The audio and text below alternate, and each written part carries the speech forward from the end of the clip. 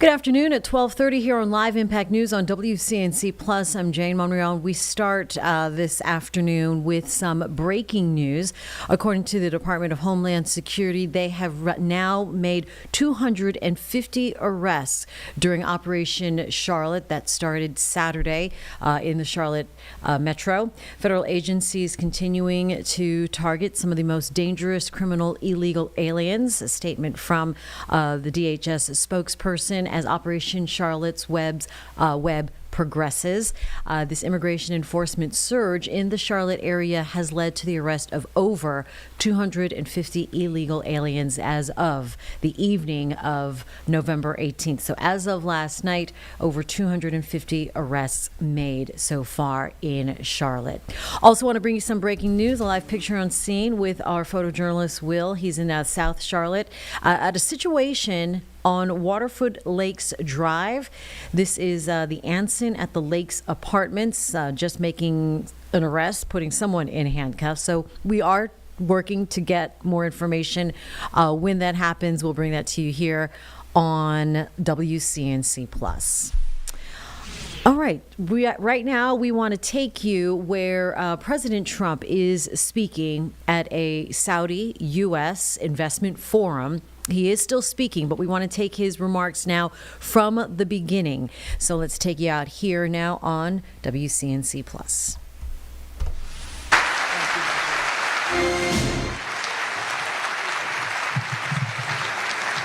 Well, thank you very much.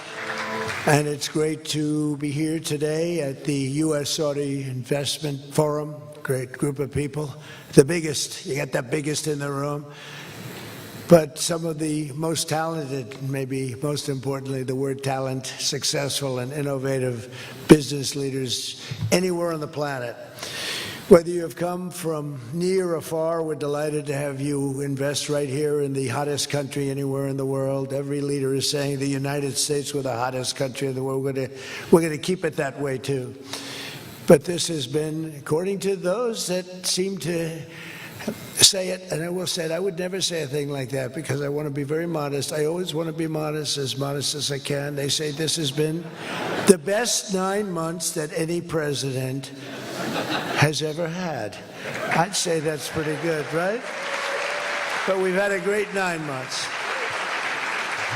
Now we have to do it more than a few more times. We just have to keep it going. We'll keep it going.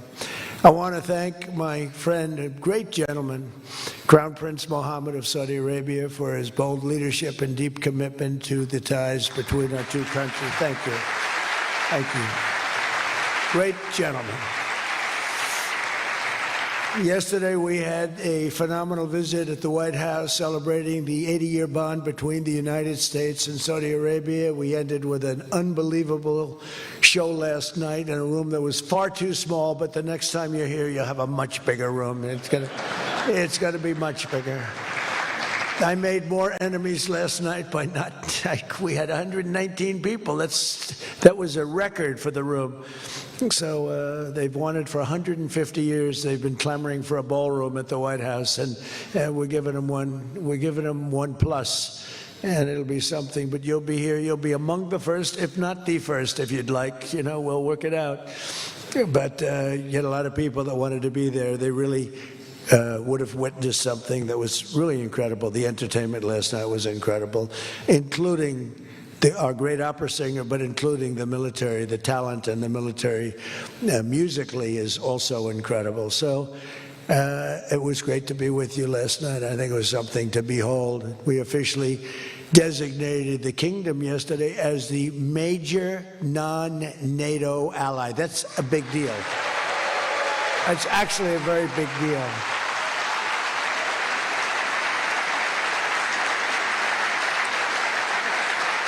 Great honor. That happens seldom, very seldom, if at all. So I just want to congratulate you on that. That's a sign of trust. We signed a historic strategic defense agreement yesterday also, and that's something that is likewise very rare, and it's a very honored company that you're in. And we're going to be selling Saudi Arabia some of the greatest military equipment ever built. We build the best military equipment in the world by far. That's why we do the most business, including nearly 300 American-made tanks is what you're buying, among many other things, the airplanes, and we're working on getting that approved very quickly. It's already approved, but don't worry.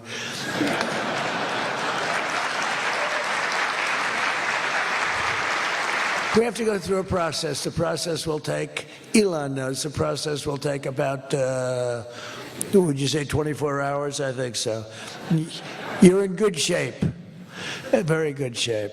The partnership between our two nations is among the most consequential in the entire world, and together the Crown Prince and I are making an alliance stronger and more powerful than it's ever been before. We've had good relationships and frankly not good. You didn't have a good relationship with Barack Hussein Obama. You didn't have a good relationship with Sleepy Joe Biden. But you had a great relationship with me, and now it's as good as it was, and probably even better if you think about it, because we took the dark cloud away from your country. It was called Iran and its nuclear capability, and we obliterated that very quickly and strongly and powerfully. But that was a real cloud over the whole Middle East, and now they want to make a deal. They want to make a deal. They want to see if they can work out a deal with us, and we'll be doing that probably. But that was a terrible cloud that you had to live with for a long time. 22 years they were thinking about doing that, the B-2s. That was even before the B-2s. Those B-2s, what machines they were, they flew in, they were undetectable, and they dropped their payload, and every single bomb hit its exact mark, which was a shaft going deep into the mountain. And every single one of them hit, and it was total obliteration. And then I was criticized by some of the fake news for saying the word obliteration was too strong, perhaps. They had no idea. Nobody saw it. 3 days later, when the Atomic Energy Commission went, they said it was total obliteration, beyond obliteration, they said. But they want to make a deal. We'll see what happens. This week, our countries also signed groundbreaking agreements on civil nuclear energy, critical minerals, and artificial intelligence. And I want to congratulate a lot of the great American leaders, business leaders that are in the room. And they'll do a great job for Saudi Arabia and for a lot of other people in the room that are buying your product, taking your product, and using your product. All of that is in addition to the $600 billion investment in the United States that Saudi Arabia announced during my unforgettable visit there last spring. Well, I said, could you try and get that up to $1 trillion? And yesterday, the Crown Prince announced that the number that they'll be investing in the United States is $1 trillion. So that's really an honor.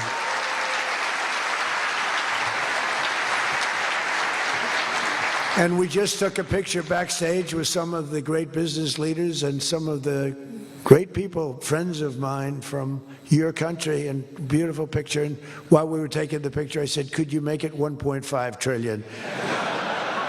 So he's got something to think about. I don't know. We'll get something. I think we'll get something, Scott, right? But many of you in the room are playing a key role in making these projects happen, and we're told that $270 billion in agreements and sales are being signed between dozens of companies, and that's just happening today, $270 billion. That's big stuff. So on behalf of the thousands of American workers who I care about most, I want to thank you for bringing all those jobs and all those great opportunities to America and bringing great wealth to America. We've become a very wealthy country. We have a couple of little things. We're waiting for a decision. We hope that's going to be good, but if it's not, we always find ways, we find ways, but we've done things that nobody thought were possible, and we're taking in trillions and trillions of dollars. Tariffs have been, frankly, the best thing that's ever happened to our country. They've always been used against us, and we never had people that were smart enough to use them in the opposite direction.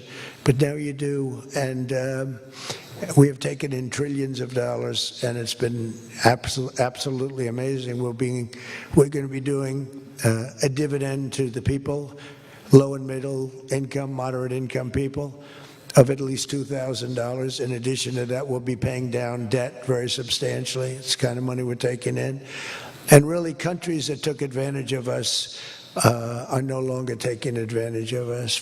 Some of our friends treated us far worse than our enemies on trade anyway, and we've got that all straightened out. And everybody's happy. They respect us again. It's like one of those things. I think they like us better, and they actually respect us, and it works out much better for us, too.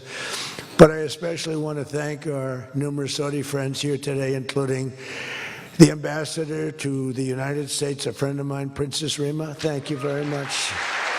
Great job. Great representative you have. You sent a good representative.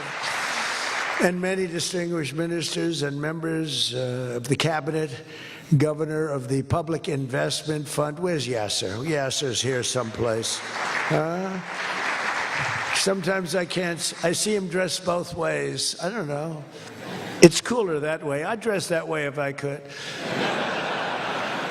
Yasser's terrific. He's a terrific man, actually. So thank you very much, Yasser. And Secretary Scott Bessent, who's been fantastic. Where's Scott? We're thinking about him for the Fed, but he wants no part of it. He likes being Secretary of the Treasury. I think we'll leave him. So let's cross your name off, right? Officially, right? Remember, you said that. I love the Fed job. To me, it's the easiest job in the world. You play golf for 28, 29 days, then you go and make a little speech, tell everybody, in the case of the current guy, the wrong information because he has no clue. But if you have good instincts, it's all based on instincts. I see they want to hire 3,000 economists, 3,000, to report to the Fed chairman. What are they going to do? Take all this information? 3,000 economists. That's why they're spending $4 billion on renovating a building that should have cost $25 million to do. They should have spent $25 million. They're building a basement into the Potomac River. I could have told them that's very tough to do and it doesn't work and it's very expensive. But they're up to $4 billion headed by this clown. But we have 3,000, think of it, They want to hire 3,000 economists. So they took a poll and they interviewed 71 people. And of the 71 people, 2 people got it right. 2 people. One was a great economist whose name I won't tell you because I don't like him personally, but he is good. And the other one that got it the most right was a man named President Donald J. Trump. Do you believe it? Everyone else was wrong. And I didn't have an economist. Well, I had Scott. But we got it right, didn't we? Huh? We got everything right. Doug Burgum, where's Doug? Will you please drill a little bit faster? Between him and I'll tell you, you and Chris was great on television, and he's setting records. They're setting records, but I'll never be satisfied. Drill, you know, we got elected. Drill we must, I called it. Drill, baby, drill. Con Edison, a great utility from New York many years ago, they used to have it said, drill we must and dig we must. So when they were digging in a road, they'd have a sign, dig we must. Well, now we're putting those utilities to shame because I'm allowing all of those AI plants that are being built to build their own electric generating force, and they're building them like nobody's ever seen, and they're coming up with ideas and new contraptions like nobody's ever seen. And this way they can't blame me for not producing electric. I said, you produce it yourself. And actually, they didn't believe I was saying that because nobody ever thought of a thing like that. They're building a massive plant. They were going to hook it up to a 200-year-old grid. And you know that wasn't going to work because there's no way of doing that. No way we could have done that. And I had the idea. This was my idea, approved by a couple of people. I said, why wouldn't that happen? They're building a plant for $50 billion. You know, if you build a shopping center for $50 million, it's okay. It's not a bad All right, we are going to get back to remarks from the president as this is recorded from the top, and we'll play this for you in its entirety. In the meantime, I want to bring you some new footage now. This is of inside a Home Depot where a protest is taking place in East Charlotte by the group Indivisible Charlotte, Carolina Migrant Network, and NDLON Unite to demand ICE out of Charlotte.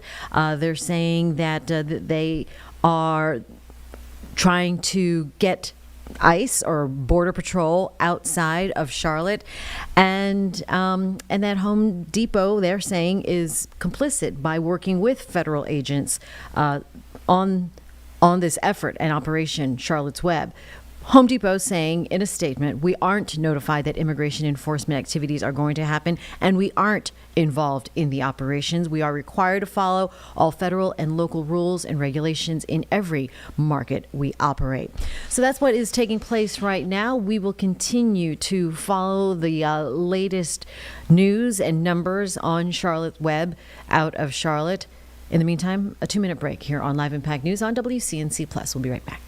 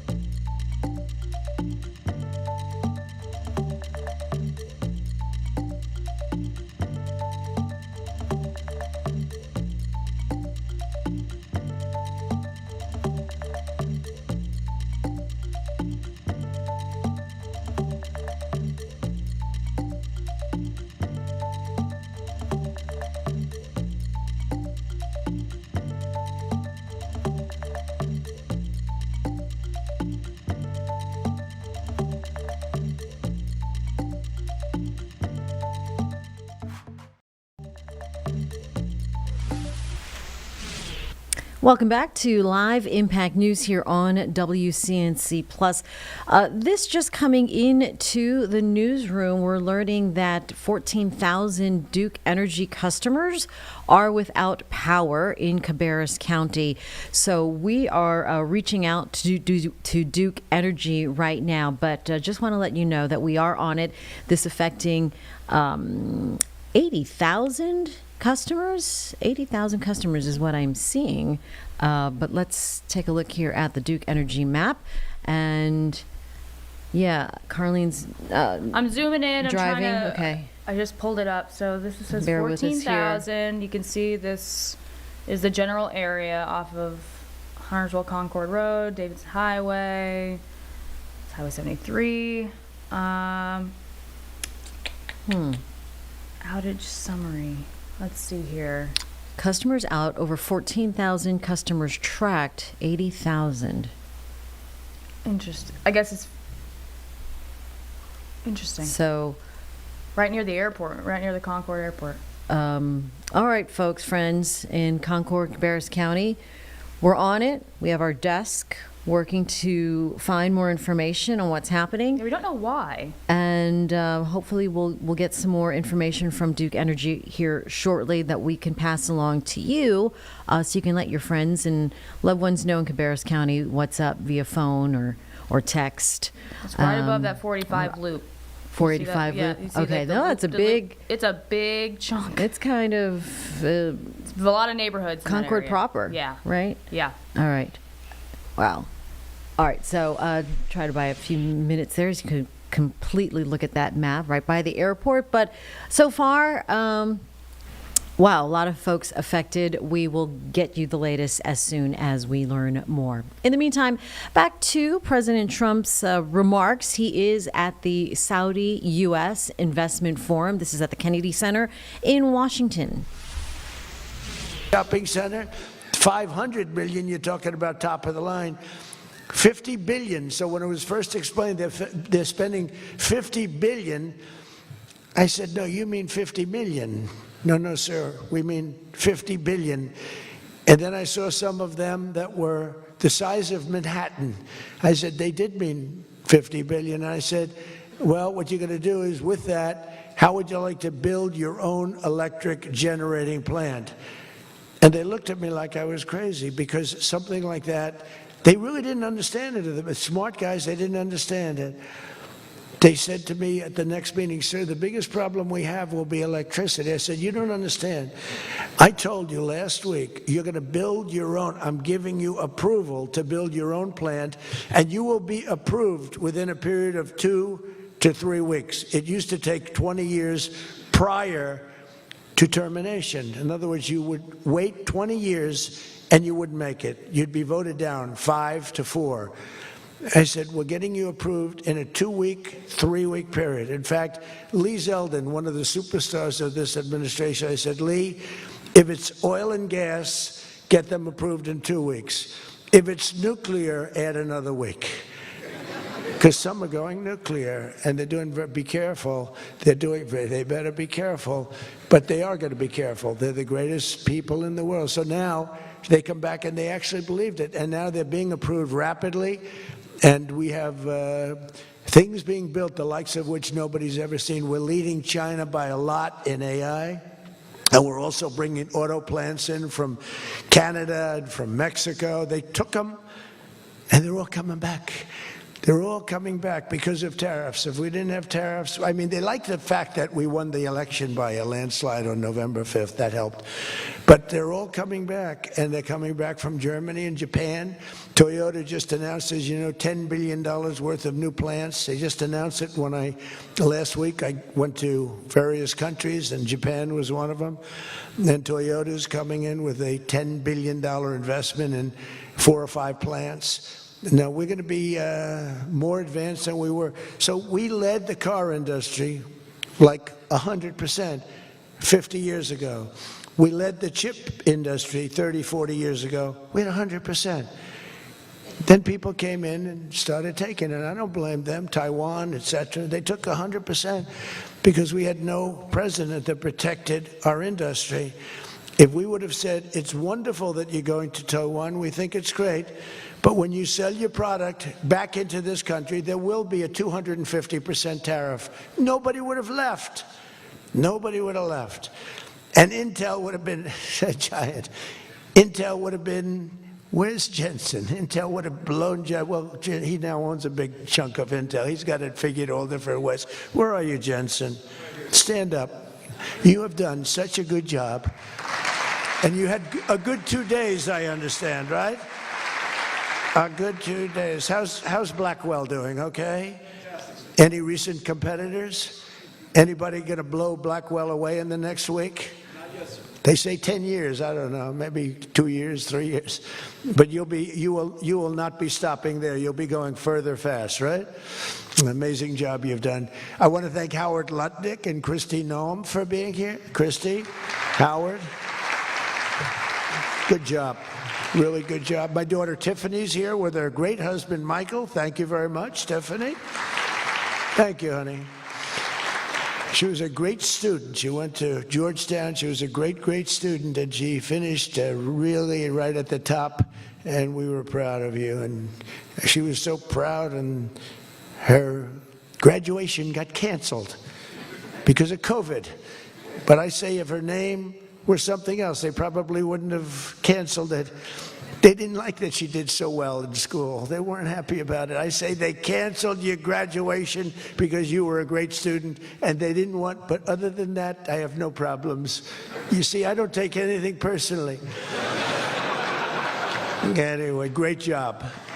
And of course, hundreds of the top minds in technology, finance, and private enterprise from both Saudi Arabia and the United States. But my message to all of the leaders and investors with us today, and they are the best in the world, is very simple. Under the Trump administration, America is back and America is open for business, and America is actually stronger than it's ever been before, ever. We rebuilt the military in my first term.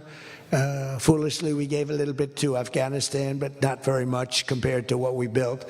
But now we're building it at levels that we've never done before. And in addition to that, we're sending a lot out to our allies, and we're making it possible for them to get it. I want those companies to build more plants, to build it faster. We want them to build it faster. The biggest problem we have is we have a backlog because it's so good. Every country wants our missiles, our jets, they want everything we have, and we got to go faster.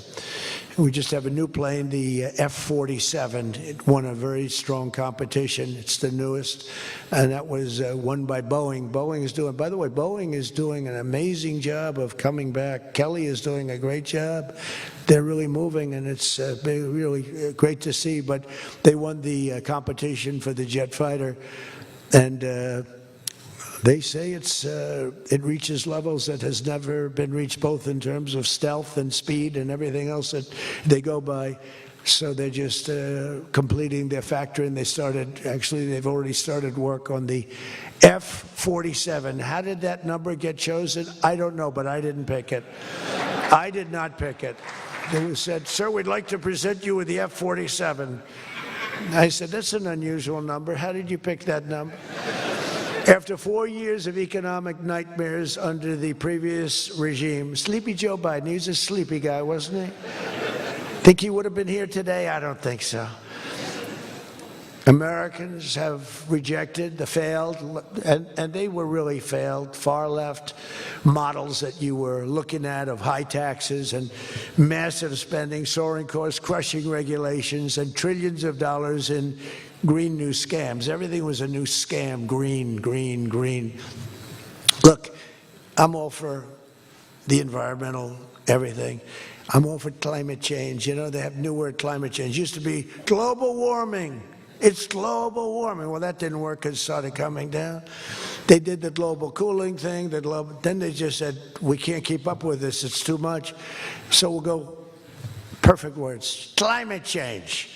They're covered. If it rains, if it snows, if it's warm, it's climate change is destroying the world. Remember? The world was supposed to have been gone 2 years ago. They gave us 12 years, Howard, to live, right? 12 years. But that was 14 years ago. The world was going to burn up. but it got actually much cooler. These people, it's a little conspiracy out there. We have to investigate them immediately. They probably are being investigated. Their policies punished success, rewarded failure, and produced disaster, including the worst inflation in our country's history. We had the worst inflation in history, and now we have a beautiful normal inflation. It's going to come down over the next few months a little bit more, but we have a nice normal inflation. We had the highest inflation in the history of our country. 9 months ago, our country was dead. But now America is the hottest country anywhere in the world. We're the hottest country. I don't care what country you're with. America is the hottest country considered. And we did this in a period of 9 months.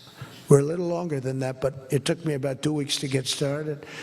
We're rewarding those who build and create, invent, and invest in the USA. And you know, our big, I call it the great, big, beautiful bill. It's the biggest bill ever passed. And we will get back to the president's remarks from the Saudi-U.S. Investment Summit out of D.C. But first, a break here on Live Impact News on WCNC Plus.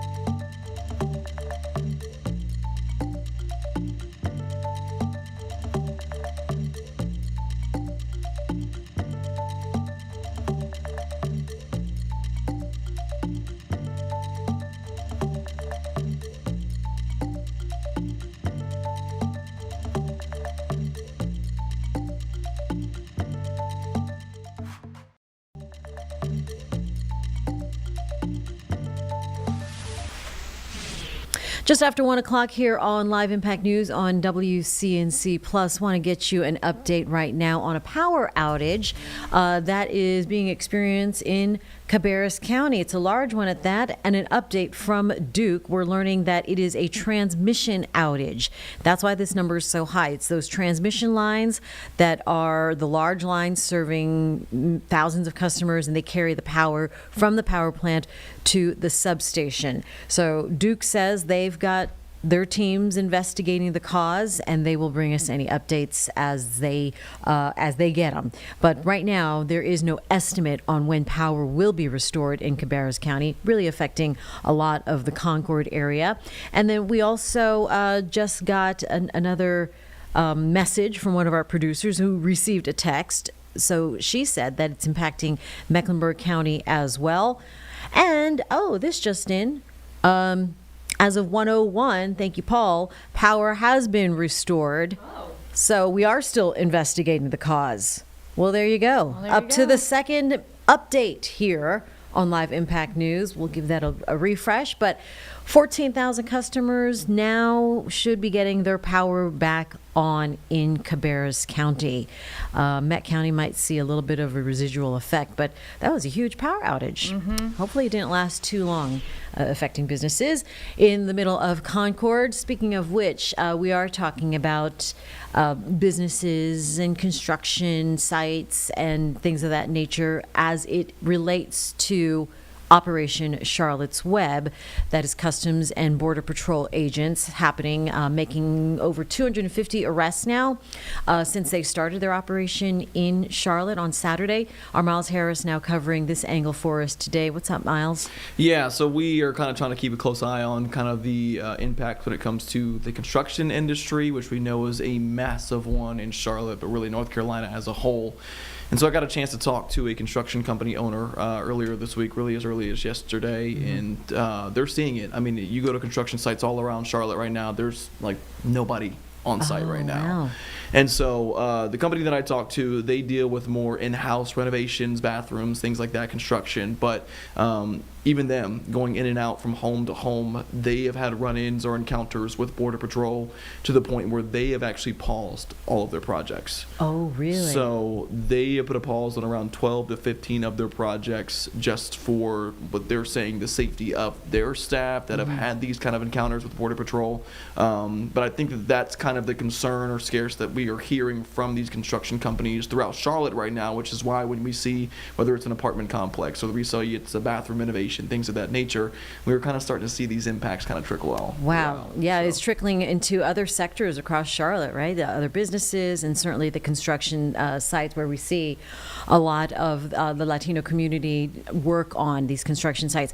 Any estimate of when they will hope to at least get back up to a working operation? That's a really good question, Jane, and they hope to kind of resume as early as Monday or Tuesday, but it's just tricky to tell because obviously it depends on the comfortability of their staff. And he even mentioned in the conversation that we had, the troubling part of trying to pause these projects during the time of year. I mean, this is the holiday the time, season. I know, Yeah, this is when people yes. either want to get those projects done or they're hoping they get done in that deadline or that timeline frame. And so with these pauses, it's still early to tell how long this kind of a pause or even for the couple of days, how much of an impact that could have on these projects. But Right. I mean, when you're not touching any hardware, if you're not touching any of those situations, that's kind of, it kind of tells you that it could be a little bit longer than you expected, right? So, Oh yeah, and yeah, it puts off those projects further back. And I mean, a lot of people like to entertain for the holidays and trying to get all these done, these remodeling projects done, like you said.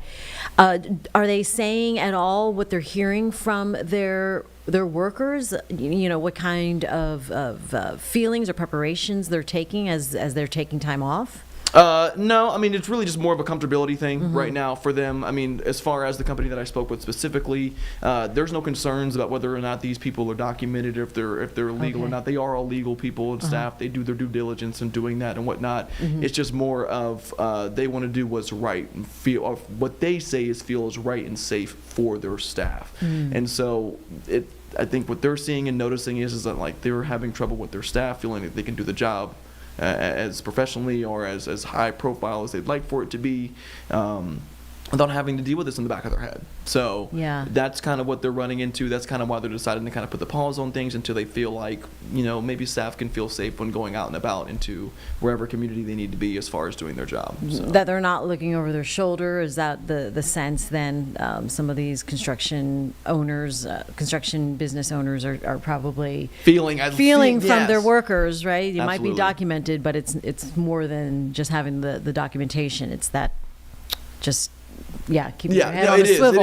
It is, and it's crazy to think about though too, because you mentioned it though too, and just to going through some of the data, I believe from one of the last North Carolina or Charlotte census statistics when it comes to Hispanics working in the construction industry, it's like over 20%. So it's a very big percentage of people that are in that field of work, and so it's understanding why there could be a concern and why there's questions, and like I said, we've seen it all over Charlotte. I mean, we live in the NODA area, and I see like construction projects, there's apartments going up left and right. But when I go on my commute to work, there's literally nobody on the site right now. So it's interesting to see. You can actually see it for yourself. It's very not even, quiet. Yes. I live in the same almost in the same neighborhood as Miles. It was like super quiet, and usually that's when I see the workers like actually walking in right around 7 a.m. when I get in there.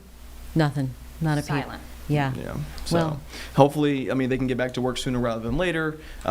Every contractor, every, I guess, company is different possibly when it comes to these pauses. So it's wondering like, hey, are they getting paid in this time off? Or what's Right. the situation look like for that too? Because I mentioned it, it's a holiday season. It's not like we can just take time off to not get a paycheck for Yes, Christmas. exactly. So it's a little tricky with that one. And so every contractor, every company's different. But yeah, I mean, hopefully these guys can get back to work sooner rather than later. And hopefully they feel safe in doing so too. Yeah. So. All right.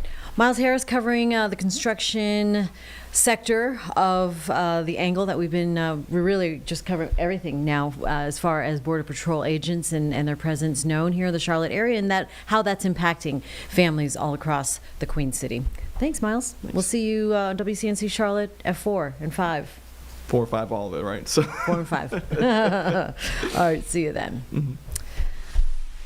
All right, back here in the Live Impact studio now, as we are continuing to play President Trump's remarks, and he just wrapped up in real time, but he did have a nice long presentation in Washington, D.C. for the Saudi U.S. Investment Forum. Let's go back to that here on WCNC Plus. Of Congress. And Scott and I and all of us, we sat down and we said, let's do it, along with the Speaker and John Thune and everybody, said, let's do it all in one bill. And a lot of people were they said, you'll never get it approved. And we didn't have a huge majority. We had a huge presidential win. We won everything. We won all 7 swing states. We won the popular vote by millions. We won everything. But the one thing, we won one, it's called districts. The country has districts. And we won in terms of districts 2,750 to 550. And that's why when you see the map of the election, it's the whole country, it's all red.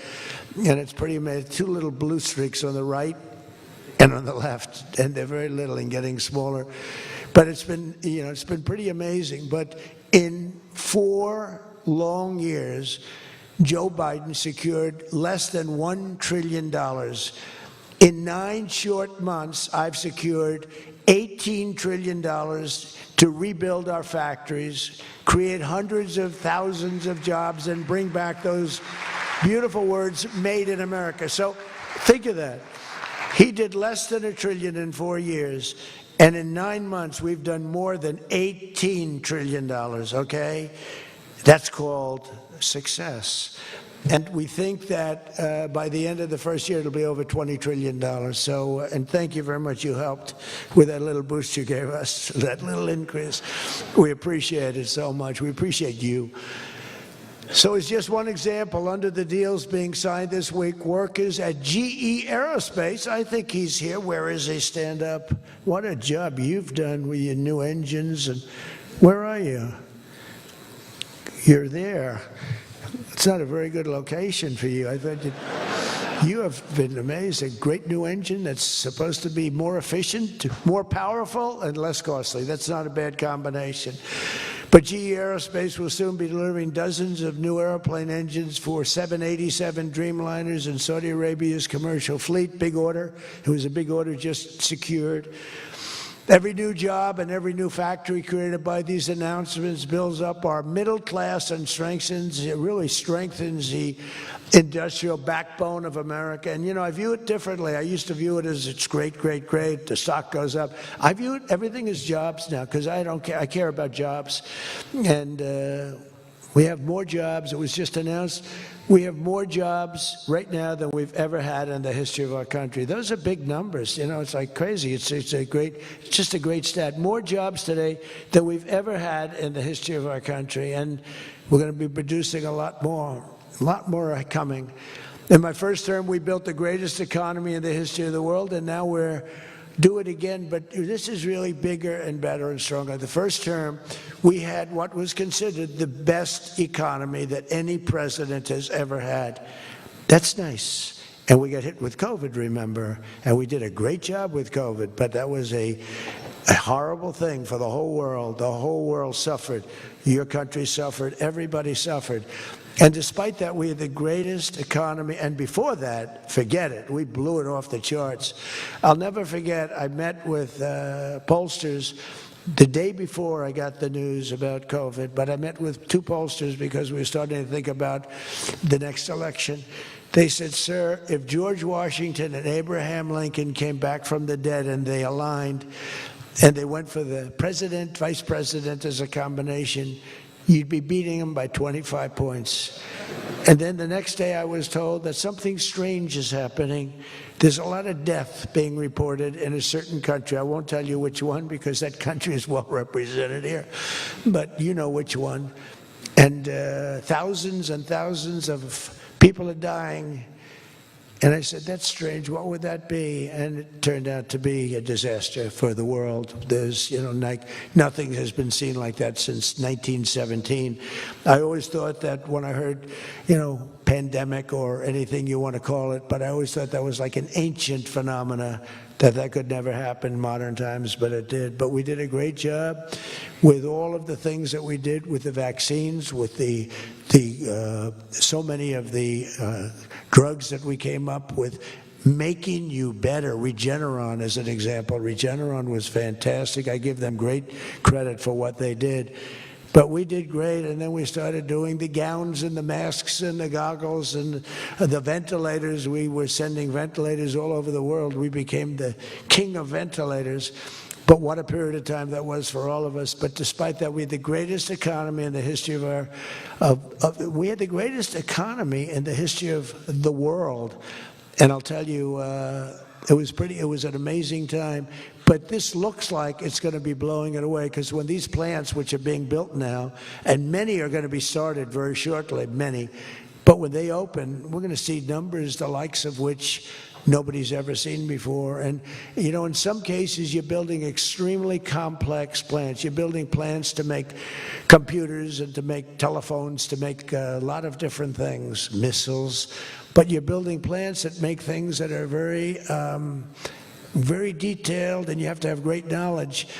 And you're coming here and you find, if we don't have people that did that before, we are allowing you, and I may take a little heat. I always take a little heat from my people, the people that love me and the people that I love.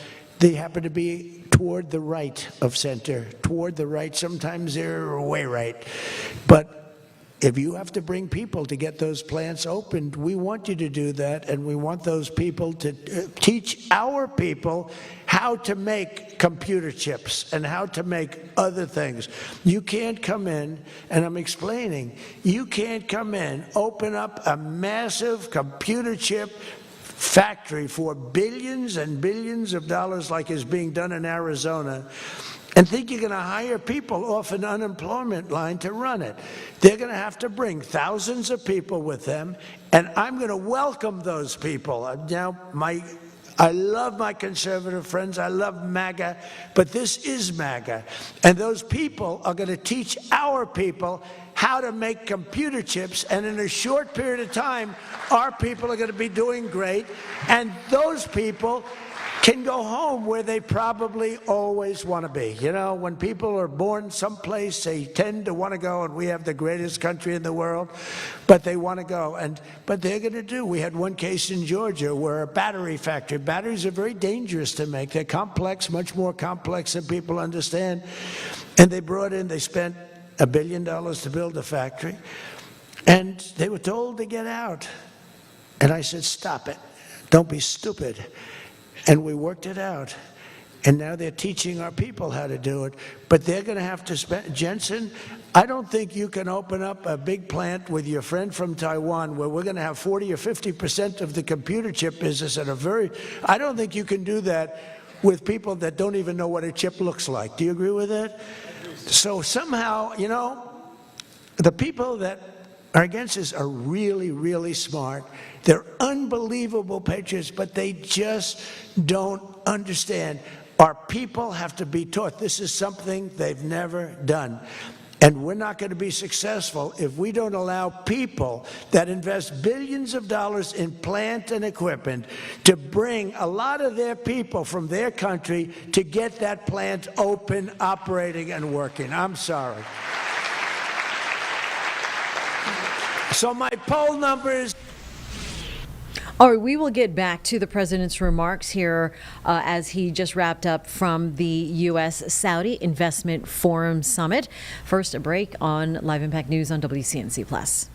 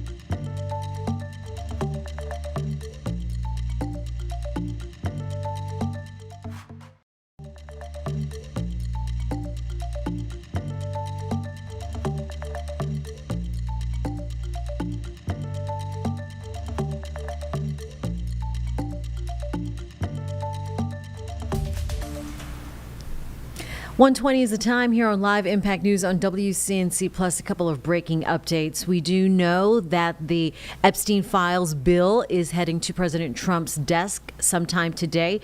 He has said that he would sign it as soon as both chambers passed it, which they did. A quick vote from the Senate last night passing that bill. So we are expecting to see when President Trump does sign that bill to release all of the Epstein files and compel the DOJ to release those files. Pamela Bondi, Attorney General, saying earlier today in a press conference that once he does sign the bill, the DOJ has 30 days to release those files. Our other breaking news update is in South Carolina, where the measles count now, cases of measles, has gone up. Confirming today, the South Carolina Department of Health confirming 5 new cases of measles in that upstate area. So this will bring the outbreak total to 49 cases, a total of 52 cases reported across the state this year. And 2 of the new 5 cases share a household with someone quarantining due to measles. Get back out to President Trump's remarks from the Saudi U.S. Investment Forum now here on Live Impact News. In not such a long period of time. Since the election, the stock market has set, and this is a little more than 9 months, 46 all-time record highs. And the growth is now amazing, and it's lifting up the Americans and American economy like nobody's ever seen before. It's the biggest. There's never been a period of time like this. Wages for hourly workers are rising at the fastest pace in 60 years, and real wages for construction workers are up $2,200 a year, and that's good, and that's spending. They're going to spend. They're going to buy many of the things that you're making in 9 months. We've lifted over 600,000 Americans off food stamps, and that's happening rapidly. You know, when we had the problem 2 weeks ago on the SNAP, and they talked about all of this, the numbers. So when I left, which was a rigged election, by the way, but that's okay. You know, they used to go crazy. I'd say rigged, nobody complains anymore because now they realize it was, and it's been proven, and it continues to be proven. But when I left, that number was $7 billion. Now it's $47 billion. That's Biden. So if you think about it, if Kamala, who's the same basic thing, grossly incompetent, he was incompetent. They're all incompetent because their policies are incompetent. Open borders, men playing in women's sports, transgender for everybody. I mean, they got the worst policy. I don't talk about it too much because if I talk about it, they might change. So, no, I don't talk about it. I tell people, don't talk about it. Wait till 2 weeks before the election and hit the hell out of them. Right? We talked about that, right, Elon? He said, we wait 2 weeks before. It's almost like you're in a war. Don't shoot yet. Don't shoot. Hold your fire. The enemy's rushing. Hold your fire. Don't shoot. Okay, now you can go. 2 weeks before. But I watched a guy the other day, a congressman, fighting for men playing in women's sports. And the new weightlifting record for a certain weight was just set. The man was 119 pounds higher than a woman champion who was a phenomenal champion. Beat her by 119, and he was an average lifter prior to transitioning. A lot of the Saudis that are sitting here saying, what the hell is he talking about transition? They don't do, Yasser, they don't do a lot of transitioning. They're sitting here, the Saudis are saying, what is he talking about? They're saying, what do you mean women are playing against men? No, that doesn't happen, does it? Yeah, it does. These people are crazy. 1.9 million more American-born workers are employed today. Think of that, than when I took office. So we picked up almost 2 million workers, and more Americans are now working, as I said, than at any time in the history of our country. Under Biden, 1 out of every 4 new jobs went to increase the size of the federal government. So in other words, 1 out of 4 was a federal worker. Well, I love our federal workers, but that's not the way you can build a country. It's a short road to a disaster.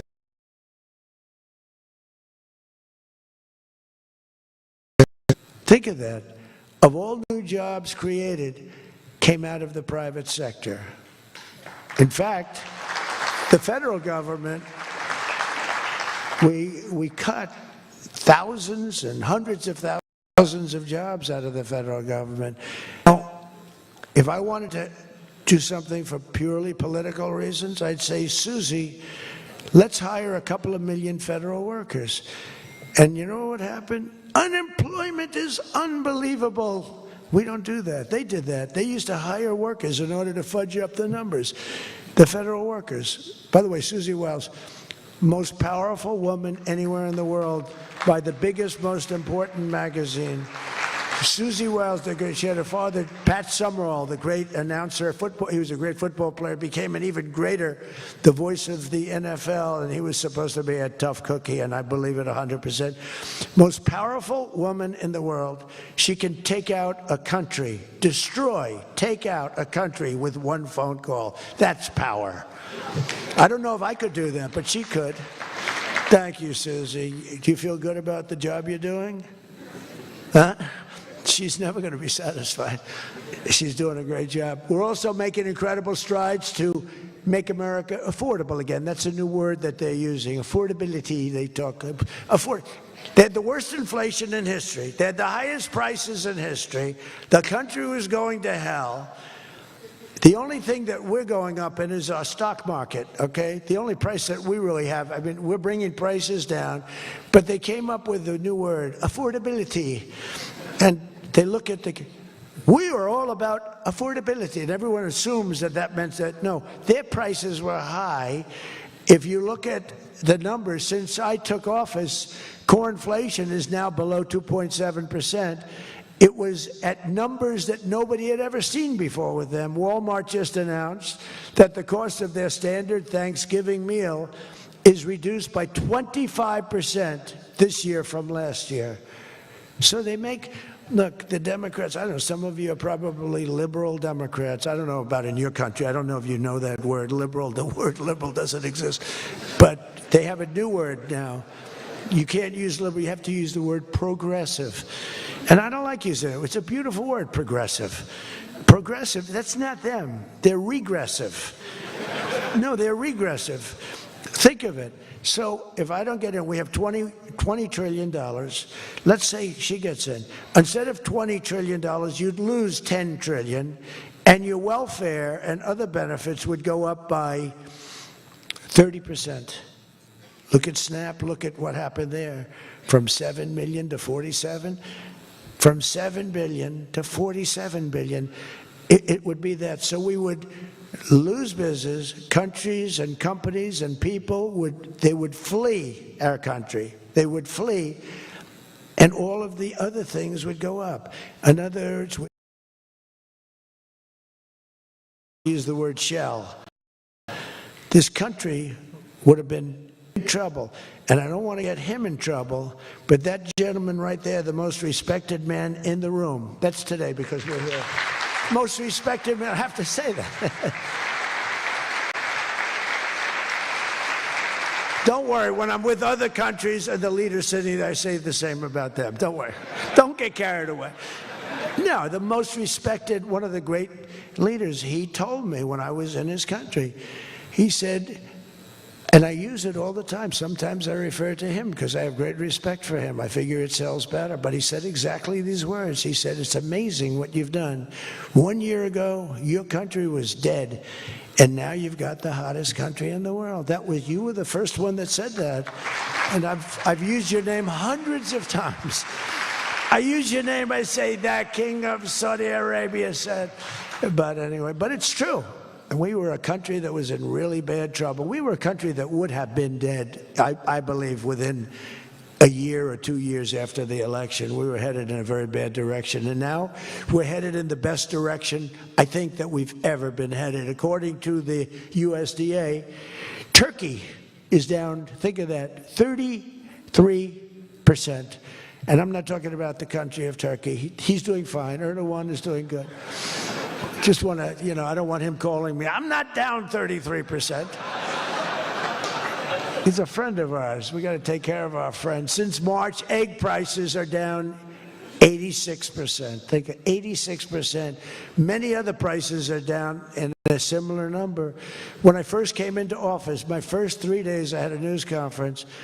And they started screaming at me. Those people, that's a lot of people back there. Look at all the fake news. They started screaming at me, eggs, eggs. I didn't know anything about it. I said, what's going on with eggs? They're up quadruple. I said, I've only been here for 3 days.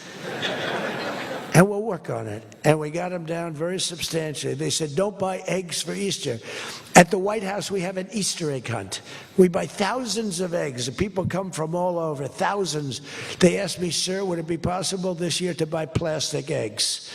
I said, I'm not buying plastic eggs. The kids are going to pick up an egg. They're going to, what the hell kind of an egg is this? And we bought maximum number of regular eggs, and we got the prices. Brooke Rollins did a great job, Department of Agriculture. She did a fantastic job.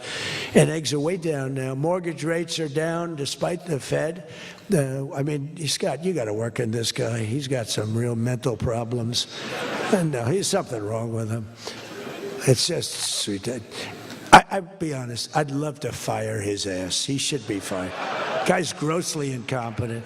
And he should be sued for spending $4 billion to build a little building. I'm building a ballroom that's going to cost a tiny fraction of that, and it's bigger than the whole thing put together. You got to work on him, Scott. The only thing Scott's blowing it on is the Fed. Because the Fed, the rates are too high, Scott. And if you don't get it fixed fast, I'm going to fire your ass, okay?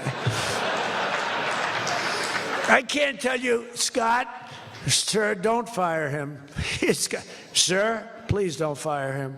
He's got 3 months to go. Don't fire him. I want to get him out, Scott. Please. He's the voice of reason. You're very lucky you have him, I'll tell you that. You've done a good job. I think Howard's a little bit more for firing him. Right, Howard? I think Howard would say, get him the hell out of there. Anyway, well, congressional Democrats wanted the largest tax hike in history. They wanted to raise your taxes by 42%, 44%. I proudly gave you the largest tax cuts in American history. Don't forget, the great big beautiful bill doesn't kick in until January 1st. So all these numbers that you're reading about, all these great numbers, that's without the tax cuts. The tax cuts take effect on January 1st, and that's no tax on tips, no tax on overtime, and no tax on Social Security for our great seniors. Even people that go buy a car, they've never had this. You know, middle-income people don't know what the word deduction is. They don't know. This room, they live on deductions. Me too. How much of a deduction do I get?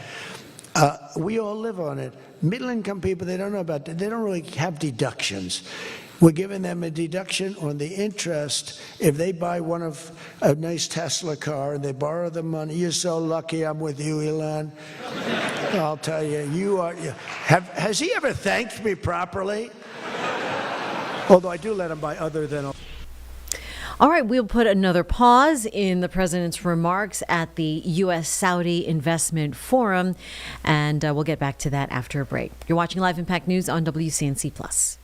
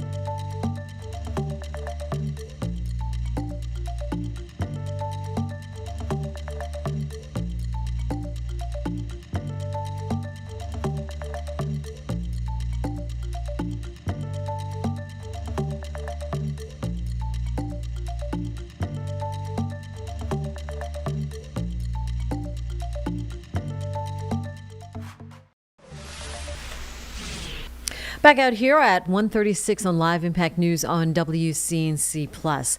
All right, so here at WCNC Charlotte, we've been covering the Border Patrol agents and Charlotte's Web, an operation whose mission is to capture, arrest these criminals with highly criminal records. And in doing so, so far they have made now over 250 arrests, that according to the Department of Homeland Security. Part of the angle that we're covering here right now is the conservative Latinos perspective. And on that assignment today is Walker Lawson. He joins us here on Live Impact News. Walker, tell me, who are you talking to and what do they feel is happening here? Yeah, so I actually had someone message me and reach out and ask if I had any interest in kind of hearing the perspective from a conservative Latino about what has been unfolding, obviously, since Border Patrol arrived here in Charlotte. You know, Trump did a really good job with Latinos in the 2024 election, as we saw.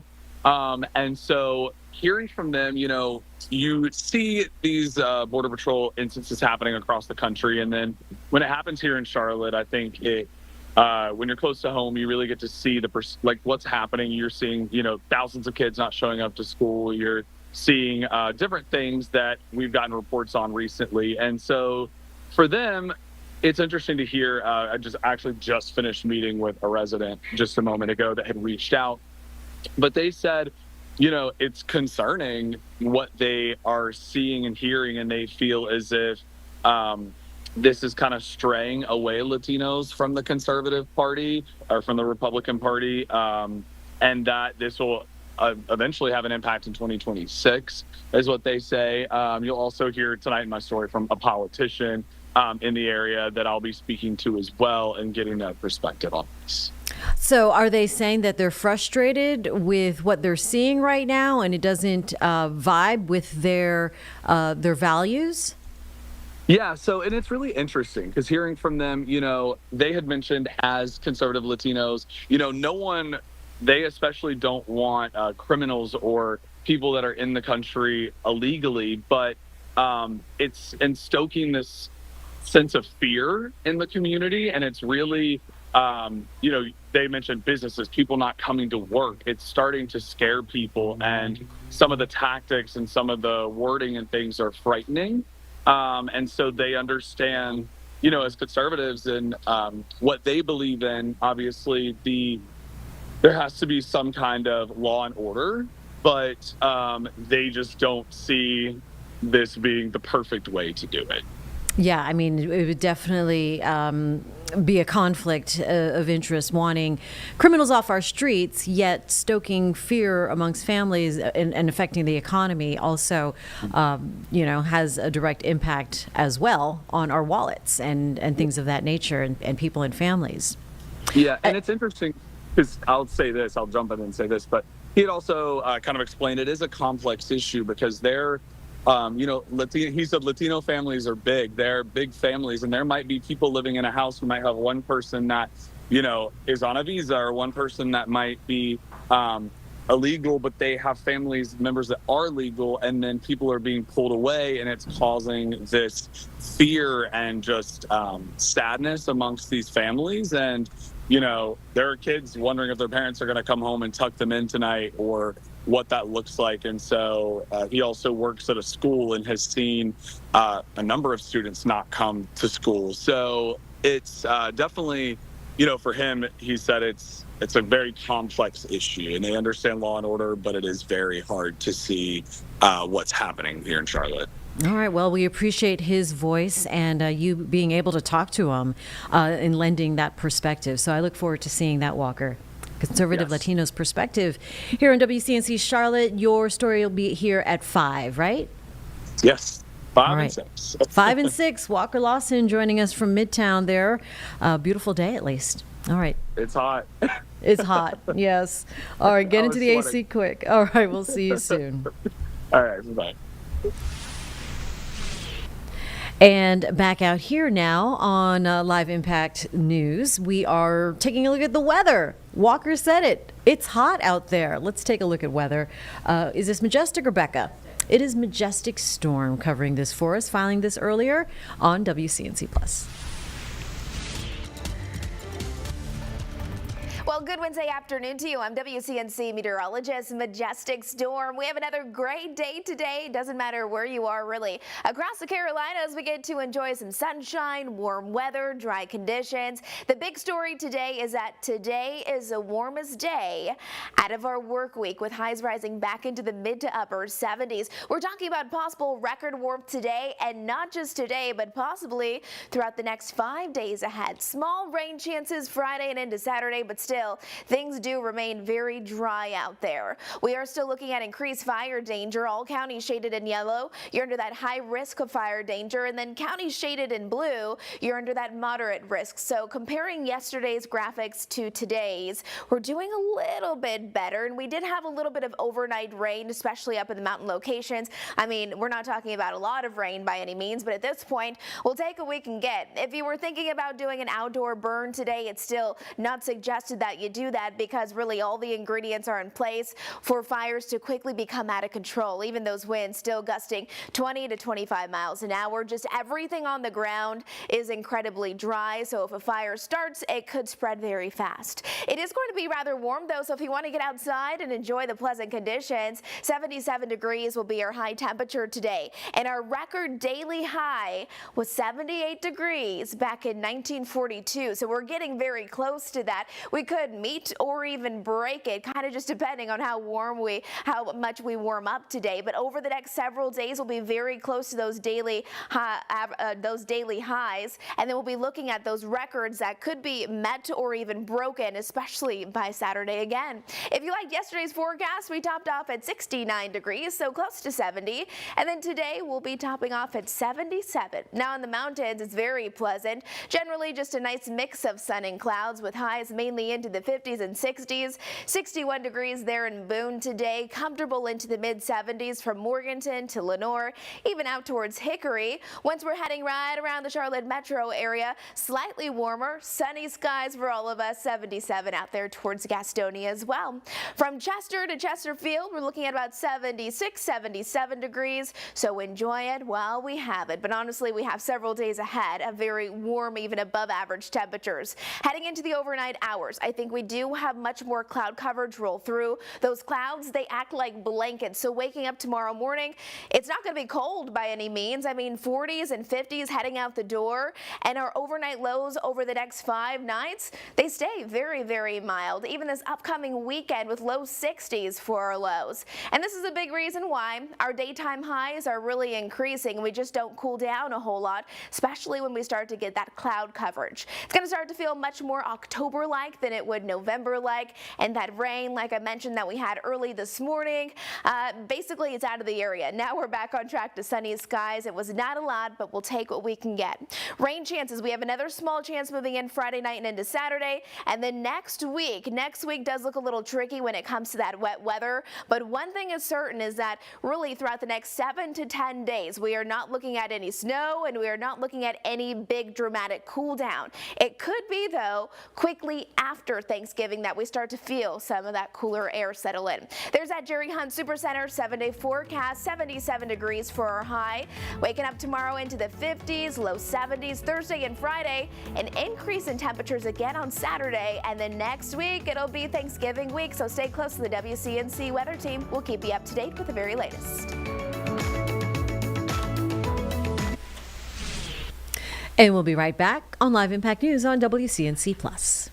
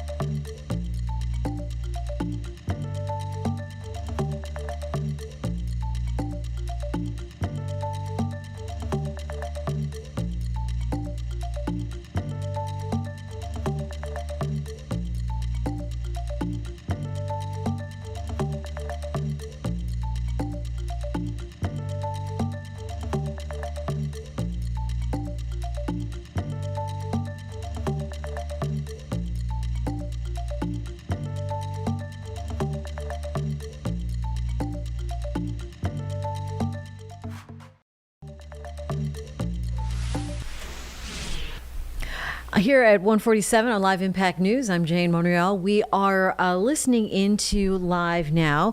Governor Josh Stein, he is at a forum and he's been talking about women entrepreneurship. He's talking about paying for bills. Let's go ahead and dip into this on Live Impact News. Now, a quick clarifying question. If people don't open the letter, the debt is still removed. That's a great question. It is. There's no action that is There's not. required. It's just that I would love for people to know. Because, right, we heard that mental stress and anxiety, right? And so to know that the debt has been relieved is huge. But yes, absolutely. Good clarifying question. The debt is still relieved. But you just might not know, and that, it would be so wonderful for you to know and then also to We've tell us heard about it. of patients who went to pay their next installment on their debt plan, and the hospital said it's been cleared. They didn't know. So definitely knowing is better, but, Yes, but I wanna it's make still sure gone. that you don't have to apply. No, no obligation. A friend of mine, Professor Doss here at ECU, messaged me and just told me we are all one HR decision, accident, or diagnosis away from a different home.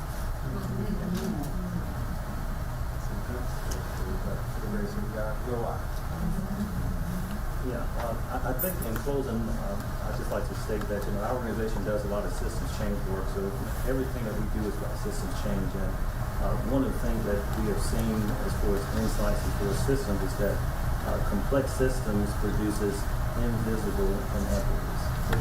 And policies designed for efficiencies often create barriers for low-income families. And that's what we see a lot of times when it comes down to this work. One thing about it is that compassion needs structure. Goodwill alone doesn't, fix the system. You need to process this. You need to have policy changes and kind of work work with it. And as we do this work right here, we learned that lived experiences is expertise. That patients and pastors often understand community better than traditional experts and stuff. So as we do this work, we continue to see that shared language is the most important thing. Once we start speaking the same language and stuff, it's the power that you'll see once everyone begins to use the same language. Health equity, dignity, and prevention, walls come down. Barriers are removed and stuff, and people are able to access a system that's really meant to bring them good health without shame or without debt. And that's one of the things that I think in closing, our initiative, which is called Healing Without Debt, is a picture of what happens when faith and policy meets common ground. All right, we're going to break away from that happening in Greenville with North Carolina Governor Josh Stein. All right, so last night, Representative Ralph Norman spoke to our Vanessa Rufus here on Live Impact News following what was a newsworthy night there in the House. They voted to go ahead and release the Epstein files, which then went past the Senate, and now that bill is headed to President Trump's desk. Points of talking points included the censure that Representative Norman was on, and Border Patrol's presence, of course, here in Mecklenburg, Mecklenburg County, and interesting news from the representative's mouth himself. So more on this. We'll play this interview for you if you missed it last night. We played some sound bites earlier this morning on WCNC Charlotte, but this in its entirety now here on WCNC Charlotte. Turn to a big topic of the day, a couple big topics that we're seeing. And we've got South Carolina Congressman Ralph Norman joining us right now on Live Impact News. Congressman, thank you so much for your time. I know it's been a busy day. Glad to be with you, Vanessa. Well, we want to start off, of course, with the Epstein files movement that we saw, with the bill that passed both the House and the Senate today. And then you actually made a movement yourself as far as introducing this resolution shortly afterwards. But I guess before we get to that, could we get your take on your vote today to release the Epstein files and kind of your reasoning behind it and what your thought process has been regarding the whole situation? Yeah, Vanessa, the Epstein files, it's been in the news for a good while. The Democrats have pushed this full transparency, which is what the Republicans wanted. And the discharge petition had been out there, which was just a move to bypass committee hearings. But with the bill that passed today, I feel good about it.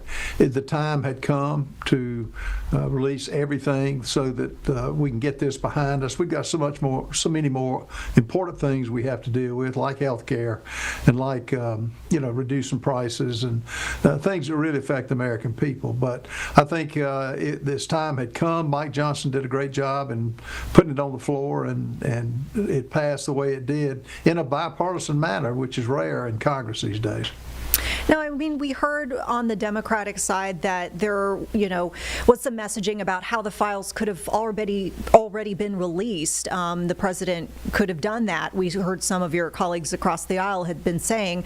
What is your response to that? It's not true. I mean, Jamie Comer did a great job of having hearings. It is a process. The problem with the discharge petition was innocent names, and the way it was written, anything and everything could be out, meaning that innocent people who didn't want to be identified.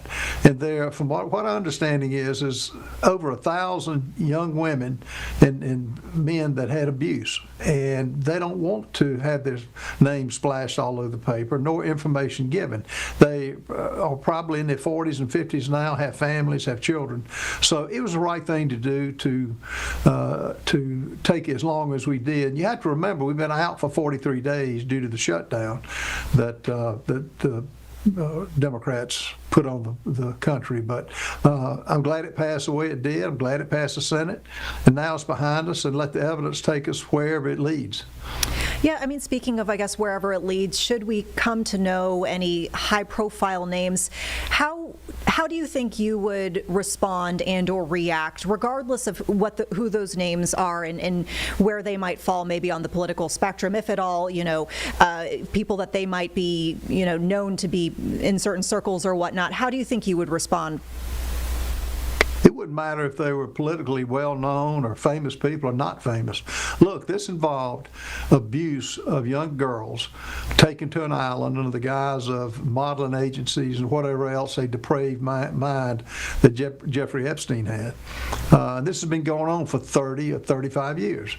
And it was President Trump who initially indicted and had Epstein come to trial. But this is where it knows it's not a Democrat issue, it's not a Republican issue. It's protecting the youth in this country and exposing the violations that occurred. And whoever did it, they're going to have to take the heat for it and deal with it accordingly to what happened. Now, we saw just moments after that vote happened and essentially the dust settling, you introduced a resolution that's somewhat related to the whole Epstein dialogue, and this is regarding Delegate Stacey Plaskett, who we know there's been some reporting recently talking about how she seemed to be texting with Jeffrey Epstein during a hearing back in 2019, and seemingly that played a role into some of her questioning during that hearing. Can you talk about your resolution here, what you hope it accomplishes, and just some of the dialogue, because we were actually streaming some of your discussions this afternoon live in Raw on our feed here. Can you talk about some of the conversations that you've been having with your colleagues about this resolution? Sure. Representative Plaskett, back in 2019, texted with a Jeffrey Epstein who's a convicted pedophile. He had spent a couple of years in prison, and he was convicted. She, at a hearing where they were trying to trap Donald Trump, they had Michael Cohen testify, and basically what the text said was gave her questions to ask, like who was the assistant that under President Trump, and he gave her that information. And basically, and each rep gets 5 minutes. The whole time she took whatever Epstein gave her to ask. And Epstein's, I think, goal was to embarrass Donald Trump. It didn't happen, and simply my resolution said that refer it to the Ethics Committee, which is made up of 5 Democrats, 5 Republicans, and let them find out whatever the facts lead them. This isn't smoke and mirrors; it's actual text from a convicted pedophile. We did call for stripping her of her committee assignments on Select Intelligence Committee, where she gets things that the normal congressman doesn't get and the normal American doesn't get. She shouldn't be sitting on that committee when she is texting with a known criminal. Her judgment wasn't there, and she should be stripped of her committee. And as a ranking member of a subcommittee, she ought to come off that. And she shouldn't get a pass because of what she did. So the facts speak for themselves. Now, if we could, I wanted to pivot to the Border Patrol operations happening in North Carolina, because we're seeing those expanding. And we know that you joined us previously here on Live Impact to talk about your take on the matter, although we know you're from South Carolina, but South Carolina obviously very close with North Carolina geographically. What is your take on what we're seeing as far as these operations? The fact that they've not only started in Charlotte, but seemingly have moved to the Raleigh area. And at this point, we've seen netted a couple hundred people, at least from the Charlotte side of things. But Vanessa, what Tom Homan and what under the direction of President Trump is doing is taking known criminals, gang members, rapists, pedophiles off the streets of Charlotte. Charlotte is a safer city now. And the protests that I think, when you really dig into it, are paid for by outside groups to protest a group that's keeping them safe. And it makes no sense to me that that's what they're doing. And the fact that the government owes the American people at every level safety, and what the Biden administration did was let 20 million plus immigrants from every nation in without any background checks, and they're doing harm for the American people. I live in Rock Hill, which is close by to Charlotte. I take with me during a lot of my, when I'm speaking, a picture of the little Ukraine girl that was murdered on the subway or the train in Charlotte. Now, the killer wasn't an immigrant, but he was a criminal. And he had been released, had been arrested some 40 times and had 20-some convictions. Most of who Tom Homan is arresting are illegals that have a rap sheet that are a mile long. They should not be roaming the streets. And Charlotte is a safer place now, and Raleigh will be a safer place as well. I did want to kind of dive a bit deeper. You seem to have some suspicions about some of these protests, and I know that our crews have gone out there and spoken with folks in person, and we can see that these folks are locals and they're tied to different groups. And I just kind of curious to get your take on why you think that these protests could be sponsored by outside groups or people with different motives, and if you have any proof, because we'd certainly like to know if that is happening and maybe these protests are being misrepresented. What we saw in the riots, what we saw on January 6th, there were groups that had to have a substantial amount of money to carry out, to buy the bricks, to buy the water, there were coordinated attack. George Soros is known to be involved with these fringe groups that basically are trying to overthrow America, and they hate the American system, and they hate, they're behind a lot of other groups that are instigating violence. That's why the judges that he plays a role in, particularly in California and other states, are judges who release criminals and have just a lenient attitude. No cash bail, very little prison time, conviction after conviction. Police officers are getting tired of arresting the same person over and over again. So I'm sure there's some well-meaning people who just object to what's the raids, but I wonder how they would feel if it was their daughter. I wonder how they would feel if it was their granddaughter or another Lake and Riley, and the murders and the tragedies that take place as a result of illegals in this country. They shouldn't be here, and the president's having to take action to correct it. Now, I mean, as far as the efforts to remove criminals off the streets, we've heard folks who maybe say that they disagree with some of the methods being used here, but they do support in general the removal of criminals, not only off the streets, but out of the country in cases where that is applicable. Diving in.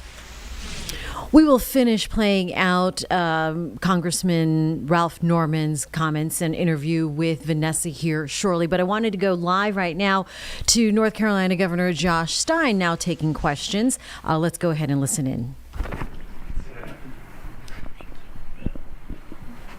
Everybody ready? Yes, sir. Okay, great.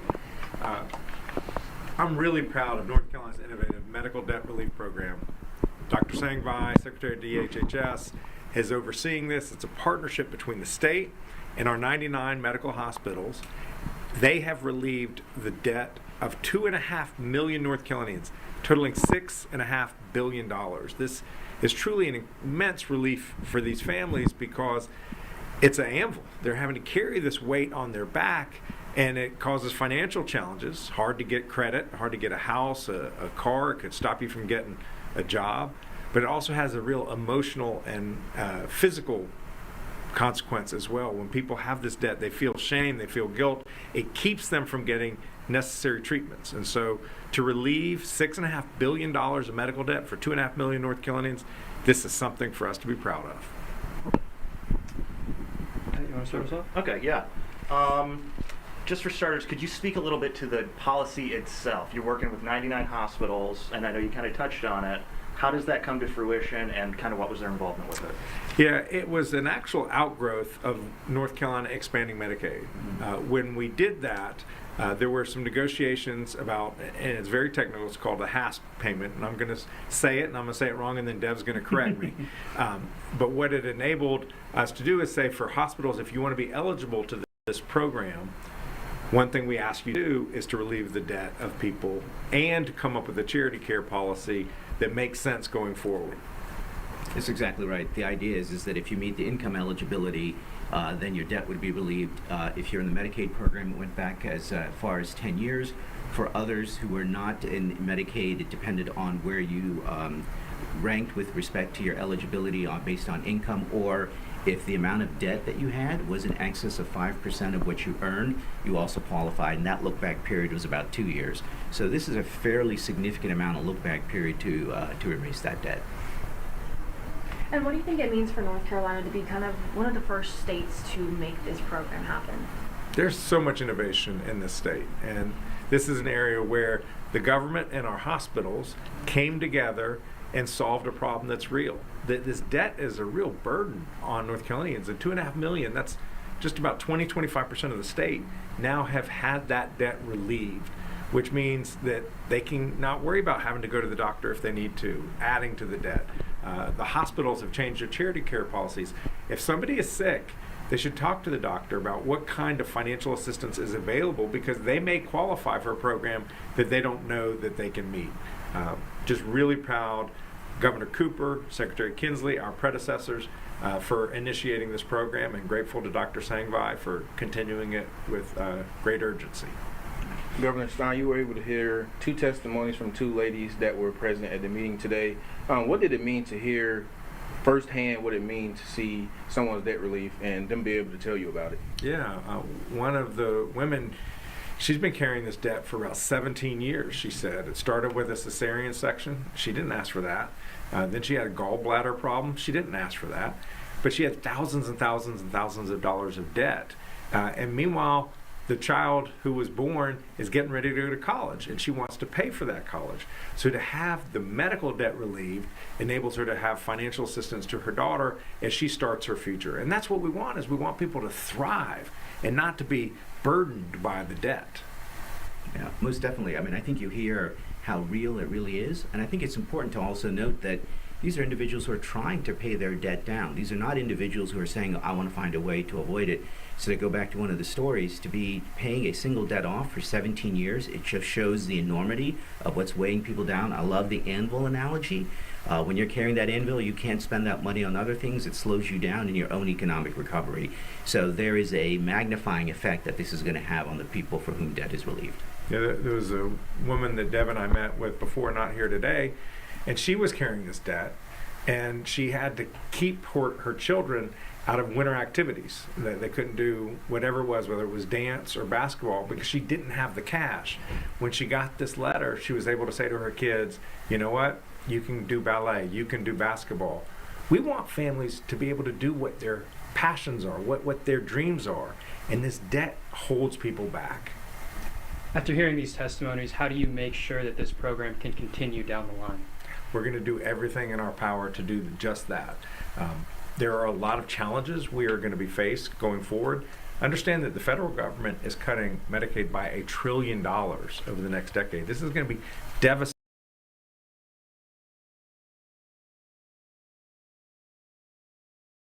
Secretary and I are committed to doing everything we can to help ensure that people are healthy, that they have access to health care, and that they can afford that health care. Yeah, most definitely.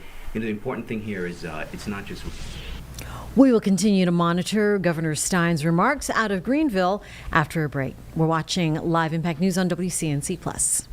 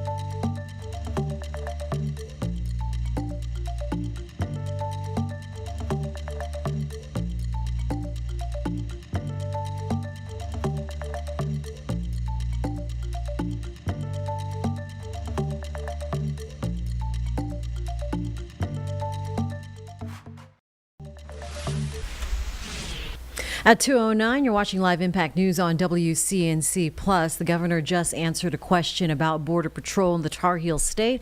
Let's go ahead and listen in to what he said. We know that there's a situation going on in Charlotte and Raleigh. Do you know any of specifics about immigration enforcement possibly coming further east? And is there any obligation from sheriffs to cooperate? What's kind of their responsibility? Yeah, unfortunately, Customs and Border Patrol has not shared with us what their operational plans are. We've asked, we've not gotten responses. What we see are essentially federal forces in paramilitary garb carrying weaponry, masked, rounding people, sweeping them up off the streets. They're going to people's homes where there's landscapers and demanding papers of the landscapers. They're getting people walking on the sidewalk and just grabbing them and sticking them into an unmarked van. This is happening in Charlotte. It's happening in the Triangle. We don't know what the plans are in terms of whether it's going to come further east. But this is not how it's supposed to work. This is not how it works in America. People, when you're walking down the street, people should not come up to you and say, "Where are your papers?" That's not what happens in this country. I want dangerous criminals to be arrested. I want them to be deported if they're not here lawfully. But that is not what is happening. What is happening is they're just sweeping up regular people, and it's a real problem. Alrighty. Thank you very much.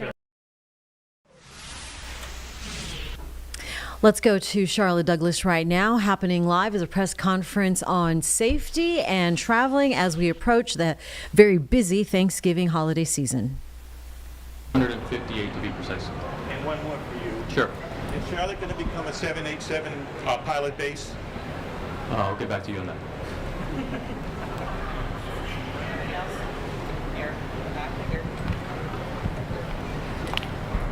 Yeah, I'm curious. I guess this would be for maybe the officer, Lieutenant Strong and Ted.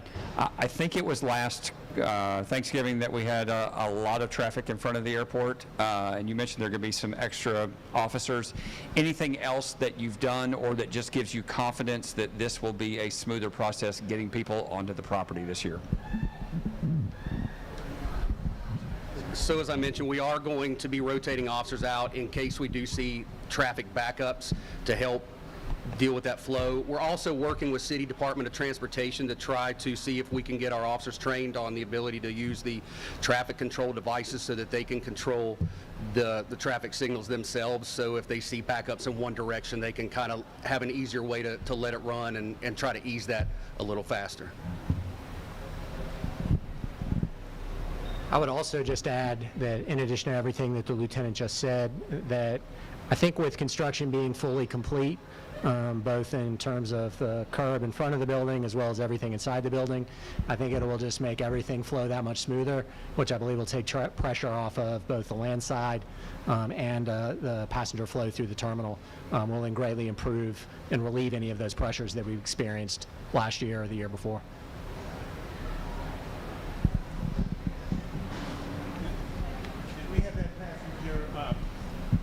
Walkway over the. Did we have the walkway over the traffic last year at Thanksgiving? We did. That was it.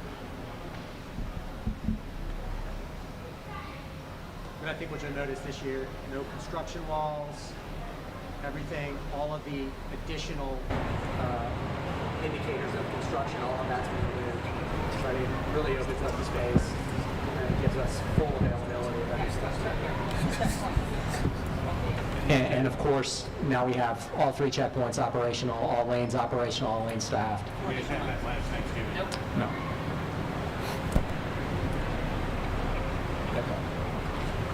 We did. Done.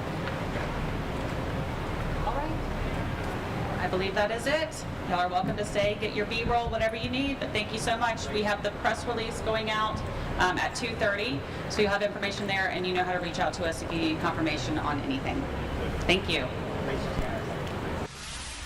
All right, you've been listening in to Charlotte Douglas International Airport officials walking us through what the Thanksgiving holiday travel season is going to look like. Of course, always an important story, always something people are paying attention to, but especially with the residual effects of the government shutdown still kind of lingering a couple days after that was resolved. So definitely something we'll be paying attention to as we prepare for that holiday travel to commence in a couple days here. We're going to take a quick break. We'll be back in 2 minutes.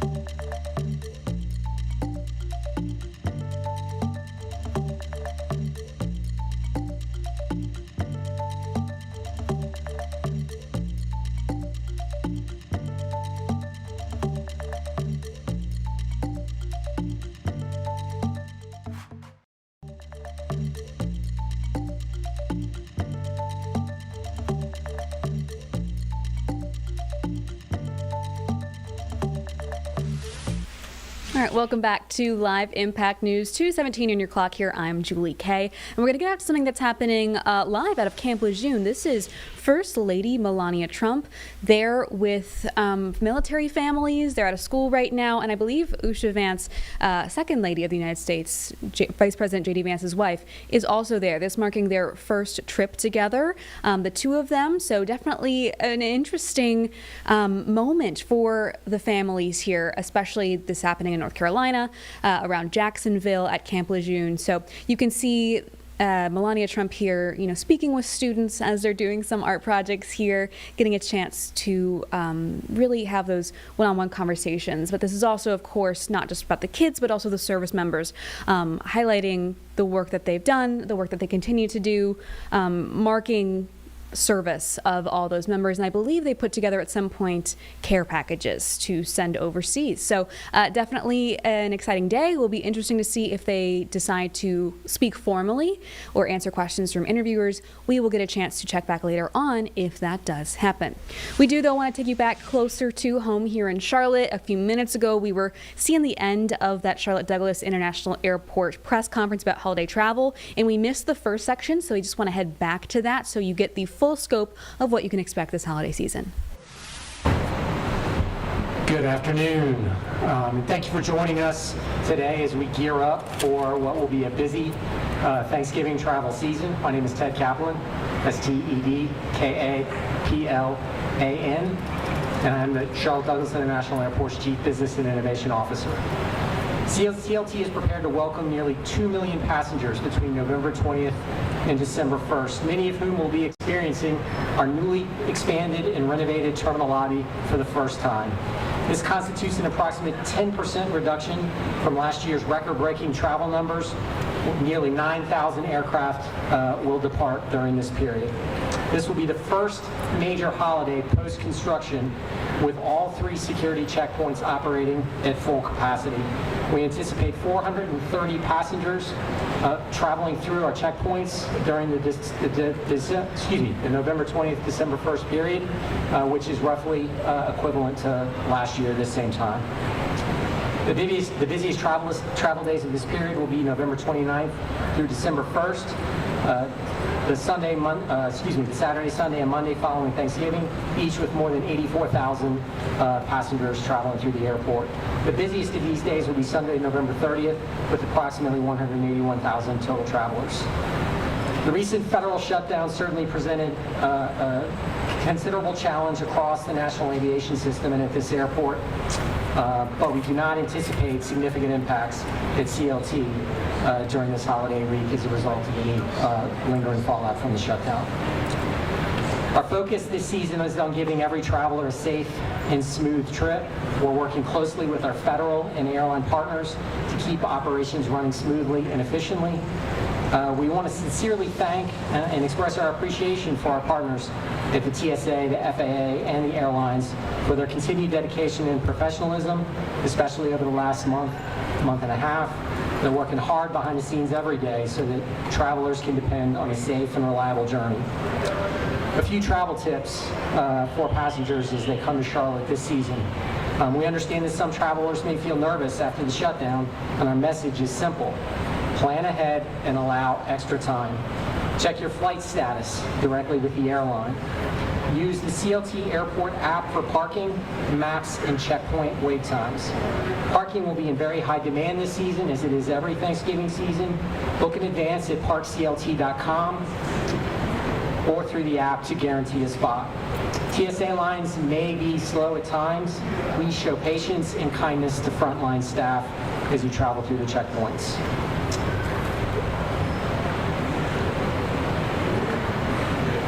In October, wait times averaged about 10 minutes at standard checkpoints and under 5 minutes at pre-check. Thank you to our entire CLT team, as well as our airline and federal partners, for your hard work and care for our customers. Holiday travel truly takes a team. Have a wonderful Thanksgiving, and I'll now turn it over to Pasquale Alvarez at American Airlines.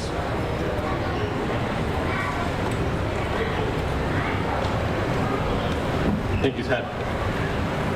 Good afternoon, everyone. I'm Pasquale Alvarez, American Airlines Managing Director of Customer Care here at Charlotte Airport. My team and I have the honor of being some of the first to welcome customers to Charlotte Airport as they begin their travel journey with Charlotte's hometown airline. I'm excited to share American is ready to get customers to their Thanksgiving table following the government shutdown related travel disruptions for the industry. Throughout those unprecedented times, our focus continued to be on recovery, reliability, and more importantly, resilience. In fact, American's operation stood out, delivering leading on-time departure and arrival performance amongst the 3 major airlines. Throughout the time in which the FAA issued an ordinance on flight reductions. Now that we have returned to operating a full schedule, American's Charlotte hub is prepared to operate nearly 8,000 scheduled flights throughout the Thanksgiving travel period. It's part of our commitment to deliver a safe and reliable operation, and that goal wouldn't be possible without the dedication and support of more than 15,500 team members who call the Queen City home. The close collaboration amongst our teams helped to produce results we can be proud of, and that includes achieving Charlotte's best baggage handling performance for October and maintaining the same positive momentum as we head into the holidays. Every bag, every customer, every interaction is important to ensuring that we offer an enjoyable experience from check-in to takeoff. Through new technology to assist with customer connections, revamped mobile app, self-service kiosk, and additional boarding time, these are just a few examples of how American is investing in caring for you on your life's journey. Also new this holiday season, we're excited to launch several new destinations beginning next month, including Gateway Ski Country in Aspen and Vail, as well as an escape to warmer in Palm Springs, Florida. Customers now have the option to enjoy more than 170 destinations American serves non-stop from Charlotte, whether it involves visiting family and friends or closing the year out with a final vacation. We encourage everyone to be prepared to downloading the American Airlines mobile app, in addition to enrolling in our AA Advantage loyalty program to earn miles and enjoy travel perks. We're at the start of yet another fun and exciting holiday season and look forward to delivering to our customers with support from our partners at CLT, TSA, CBP, and local law enforcement. I'd now like to introduce Lieutenant Chad Strong with the Charlotte-Mecklenburg. All right, you were just listening into the beginning part of that press conference from Charlotte Douglas earlier today that we missed a little while ago. We just want to make sure you got all the information that you need ahead of holiday travel. Of course, I know a lot of people have questions, particularly coming out of the delays that we saw during the government shutdown. So we're going to take another quick break. We'll see you back here in 2 minutes.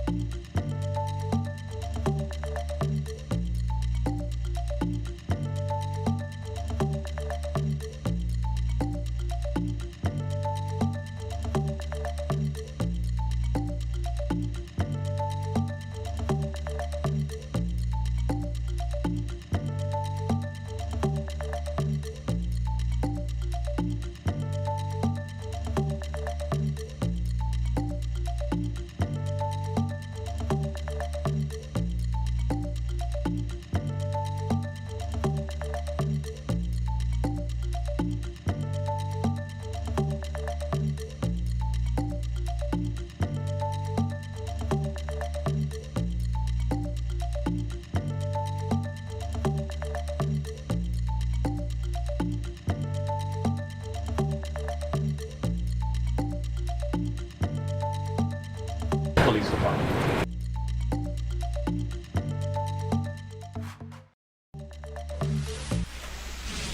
Welcome back out. We're going to get straight back out to the rest of that press conference from just a little while ago, and we're now expecting to hear from CMPD.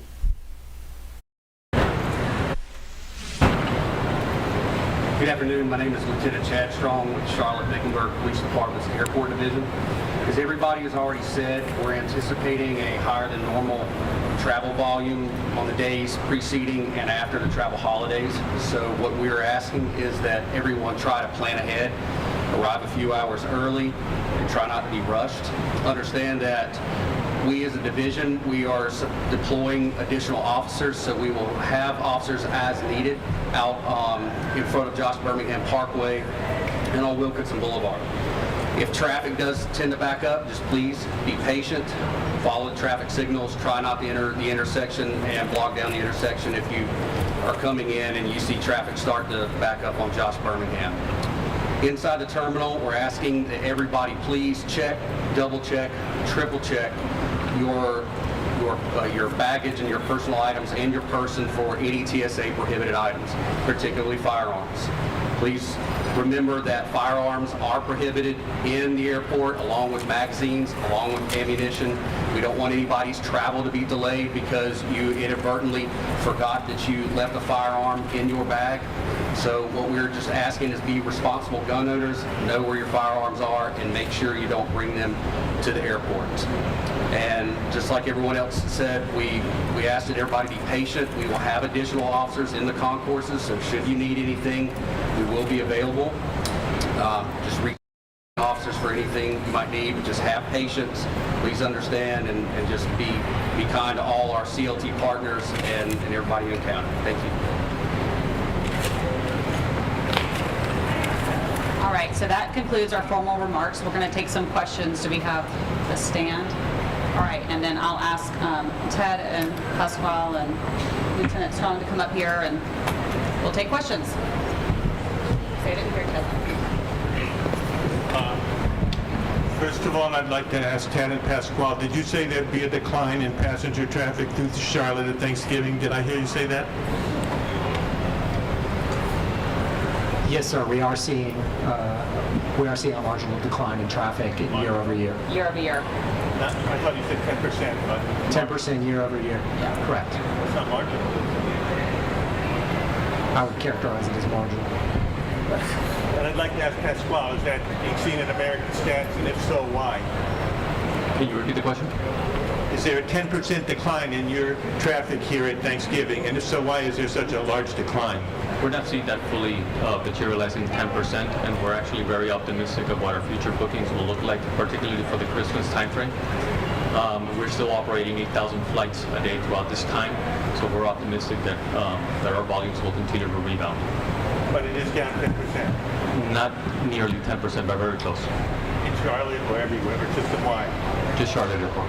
And you have 700 departures a day here? Close, 658 to be precise. And one more for you. Sure. Is Charlotte going to become a 787 pilot base? I'll get back to you on that.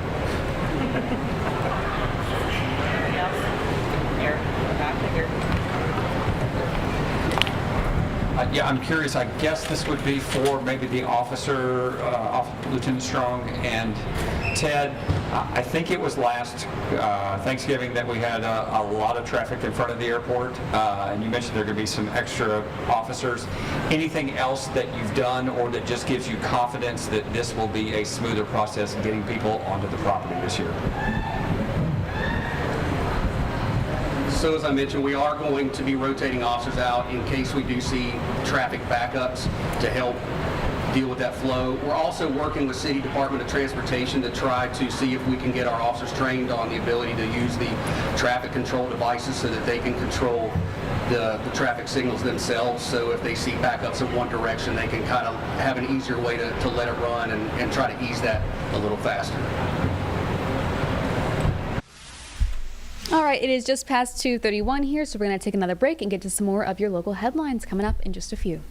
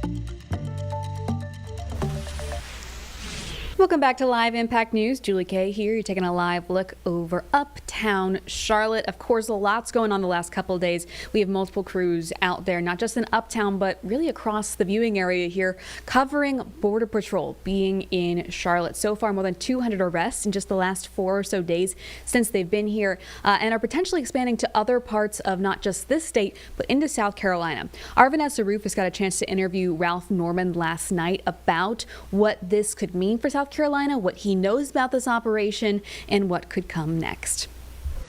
If we could, I wanted to pivot to the Border Patrol operations happening in North Carolina, because we're seeing those expanding.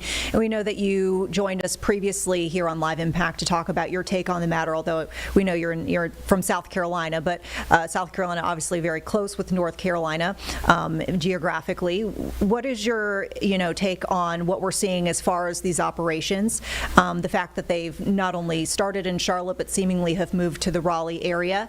And at this point, we've seen netted a couple hundred people, at least from the Charlotte side of things. But Vanessa, what Tom Holman and what under the direction of President Trump is doing is taking known criminals, gang members, rapists, pedophiles off the streets of Charlotte. Charlotte is a safer city now. And the protests that I think, when you really dig into it, are paid for by outside groups to protest a group that's keeping them safe. And it makes no sense to me that that's what they're doing. And the fact that the government owes the American people at every level safety, and what the Biden administration did was let 20 million plus immigrants from every nation in without any background checks, and they're doing harm for the American people. I live in Rock Hill, which is close by to Charlotte. I take with me during a lot of my, when I'm speaking, a picture of the little Ukraine girl that was murdered on the subway or the train in Charlotte. Now, the killer wasn't an immigrant, but he was a criminal. And he had been released, had been arrested some 40 times, and had 20-some convictions. Most of who Tom Holman is arresting are illegals that have a rap sheet that are a mile long. They should not be roaming the streets. And Charlotte is a safer place now, and Raleigh will be a safer place as well. I did want to kind of dive a bit deeper. You seem to have some suspicions about some of these protests, and I know that our crews have gone out there and spoken with folks in person, and we can see that these folks are locals and they're tied to different groups. And I just kind of curious to get your take on why you think that these protests could be sponsored by outside groups or people with different motives, and if you have any proof, because we'd certainly like to know if that is happening and maybe these protests are being misrepresented. What we saw in the riots, what we saw in January 6th, there were groups that had to have a substantial amount of money to carry out, to buy the bricks, to buy the water. There were coordinated attack. George Soros is known to be involved with these fringe groups that basically are trying to overthrow America, and they hate the American system, and they hate. They're behind a lot of other groups that are instigating violence. That's why the judges that he plays a role in, particularly in California and other states, are judges who release criminals and have just a lenient attitude. No cash bail, very little prison time, conviction after conviction. Police officers are getting tired of arresting the same person over and over again. So I'm sure there's some well-meaning people who just object to what's the raids, but I wonder how they would feel if it was their daughter. I wonder how they would feel if it were their granddaughter or another Lake and Riley, in the murders and the tragedies that take place as a result of illegals in this country. They shouldn't be here, and the president's having to take action to correct it. Now, as far as the efforts to remove criminals off the streets, we've heard folks who maybe say that they disagree with some of the methods being used here, but they do support in general the removal of criminals, not only off the streets, but out of the country in cases where that is applicable. Diving into some of the numbers, we saw from Homeland Security recently the more than 130 arrests, which we know that number has gone up since this release went out earlier today. But the 130 arrests here in Charlotte, they said that 44 had previous criminal records, and some of them, they said, were driving under the influence, hit and run, assault and battery. They said that 2 arrested were allegedly known gang members. So once again, that's according to Homeland Security. So that's 1/3 of the people who were arrested during the Charlotte operations with previous criminal records, which makes it sound like the other 2/3 did not have criminal records. And we saw with the Chicago operations, I believe the count was 600 arrests, and there were about a dozen or more that were considered to be high risk, really high risk concerning criminals, and so that was less than 3%. And so for those folks who are kind of struggling to wrap their mind around why use these methods and these operations to this scale to net a relatively large, low percentage rather, of people who are considered high risk, how do you explain that to them, and how do you, I guess, justify that for folks who just maybe don't see eye to eye with you on the matter? Well, very simply, what method would they say to use? To round them up, what would they say would need to be done? Tom Holman, and I've had him on our conservative opportunist group speaking. They know where they are. The intelligence knows where the criminals are. That's his main focus. And one is too many. But I'm sure there's probably some ones that if they were just at the wrong place at the wrong time. But if they're illegally in the country, they have to go. And I'm sure that if you cite those percentages, it would shock me that if you really delve into them, and when they have time to really find out who they are and what they've done, it would most likely tell a different story. But let's say if your figures are right, if they're illegal, they don't have a right to stay here anyway. Kristi Noem, early on, months ago, put out messages all over the country that if they voluntarily volunteered the fact that they were illegal, go back to their country of origin, and then come back in the legal way. That would be one thing. But those who didn't do that, and I think at one time he was offering some bonus money to get them to come turn themselves in. It's expensive what they're doing. But my argument would be, if this isn't the right way, tell me what way they think works. And is it not true that taking, let's say 20%, 10% violent criminals off the street, is North Carolina not a safer community? I would argue that it is. Now, I mean, the other criticism that we're seeing from folks who disagree with the operation also has to do with the fact that we are seeing, U.S. citizens getting caught up in these operations, or folks who are legally allowed to be here in the country, and, these encounters with Border Patrol, have ended up in either arrests with some of these cases. We had a situation where, 2 women are accused of honking their horns to alert people in the area that, Border Patrol was in the area. There was a gentleman who, is legally allowed to be here in the country, who on Saturday had his window smashed by Border Patrol.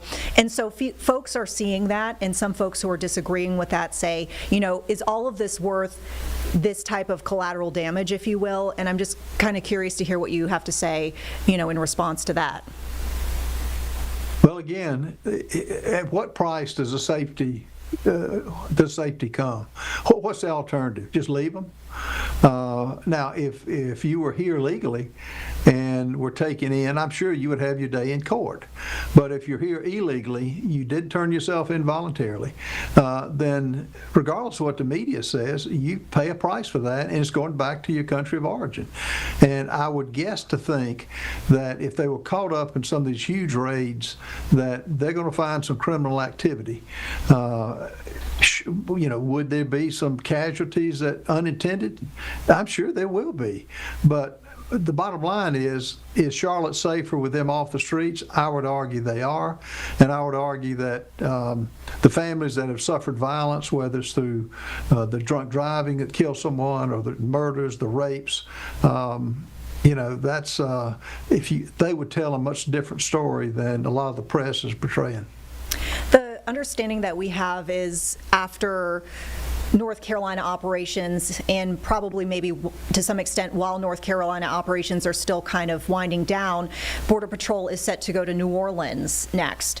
Are you getting any wind of operations that might eventually happen in South Carolina?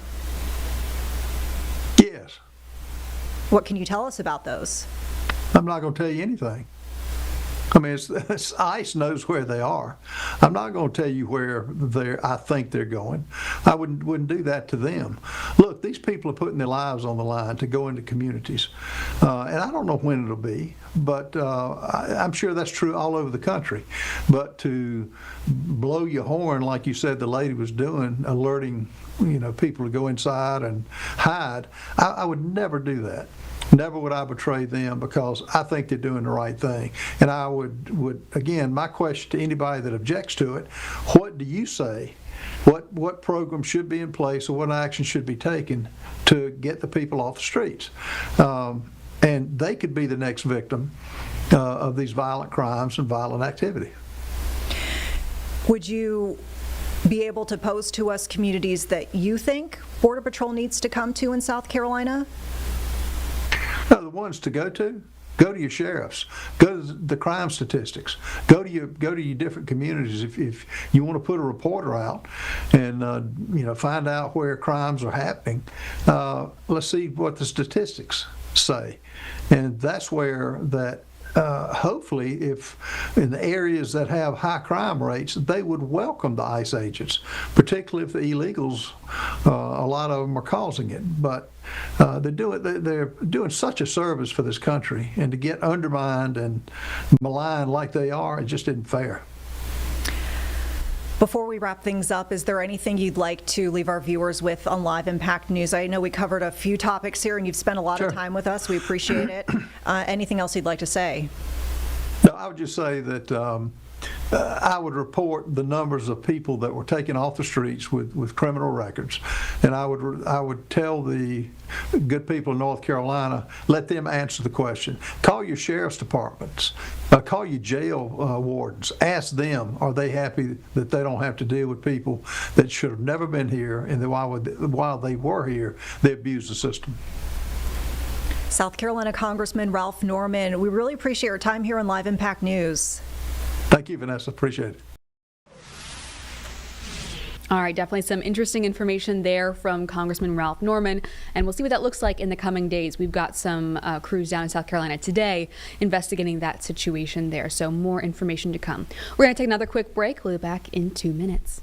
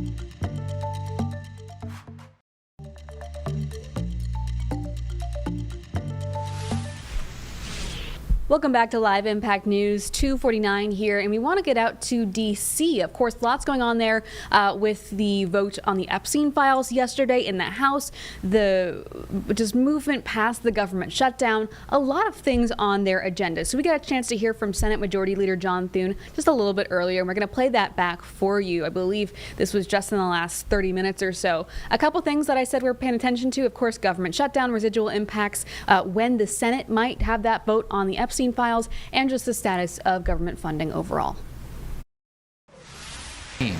So as you all know, we are very committed to regular order on appropriations. We think that's the best way to fund the government, rather than having an omnibus bill written in the leader's office or a year-long CR. Going through a normal appropriations process where the committee marks up bills, has input from all the members on the committee, reports them to the floor, and there's an open process, transparent process on the floor, we think is the best way to fund the government. And so the challenge now is to get the next package ready to go. Starting, we've got the defense appropriations bill ready. We tried to move to that during the shutdown. The Democrats blocked it. We want to get on that. We're also trying to clear 4 other appropriations bills to put together a minibus that we could act on here in the Senate. So we're working through those holds, but I would just urge everybody who is interested in actually having the government funded through the traditional appropriations process to try and work constructively to get these bills up on the floor, to let us get on them and have an amendment process and try and process them in a way that enables us to fund the government through the appropriations process, as opposed to, as I said, either a continuing resolution or an omnibus or something like that. Those are not solutions that are good for the country, and they're certainly not good for this institution or for the House of Representatives. We want to do it the old-fashioned way. So that's what we intend to be working on over the course of the next several weeks, and I'm hopeful we'll have more progress to report. You had a conversation during lunch about what you're going to do with this provision that allows senators to sue. Have you decided what you're going to do when the House sends that bill over to rescind that provision? Well, we had a good conversation about that, and we'll have, I'm sure, a more fulsome conversation. Obviously, we'll see what the House does, but I will tell you that was designed, that was a Senate-specific solution. The statute that was violated applied only to the Senate, which is why we addressed it the way that we did. We strengthened that provision when it comes to allowing a federal government agency, the Justice Department in this case, to collect information, private information on individual senators. We think that's a violation of separation of powers under the Constitution. Obviously, Jack Smith violated the law in the way he went about that. This is something that needed to be addressed, and we'll see what the House does, and then we'll find out what our colleagues here in the Senate want to do. One thing I can tell you is there is a high level of interest in addressing the weaponization of the federal government, in this case the Biden Justice Department, against Article 1 members of our government here in the United States Senate. Now that the Congress has passed the Epstein Files Transparency Act, overwhelming votes in both chambers, Democrats say that they think the Justice Department, Pam Bondi, may slow walk the files release, citing ongoing investigations. Would it be a mistake for the administration to hold back these files, given the overwhelming expression of sentiment by the Congress here? Well, I trust the judgment of the Justice Department to ensure that whatever files they release protect the victims, clearly, and I think there are other items, perhaps materials that were acquired through grand jury trials that perhaps they will have to make some decisions about, but I think they'll make the right decisions. I think the clear intent was in both the House and the Senate and the bill now that I don't know if the President signed it yet or not, but is to get the information out there. And I think, as you saw, there was a big vote yesterday in the House, and it was unanimous here in the Senate to do that.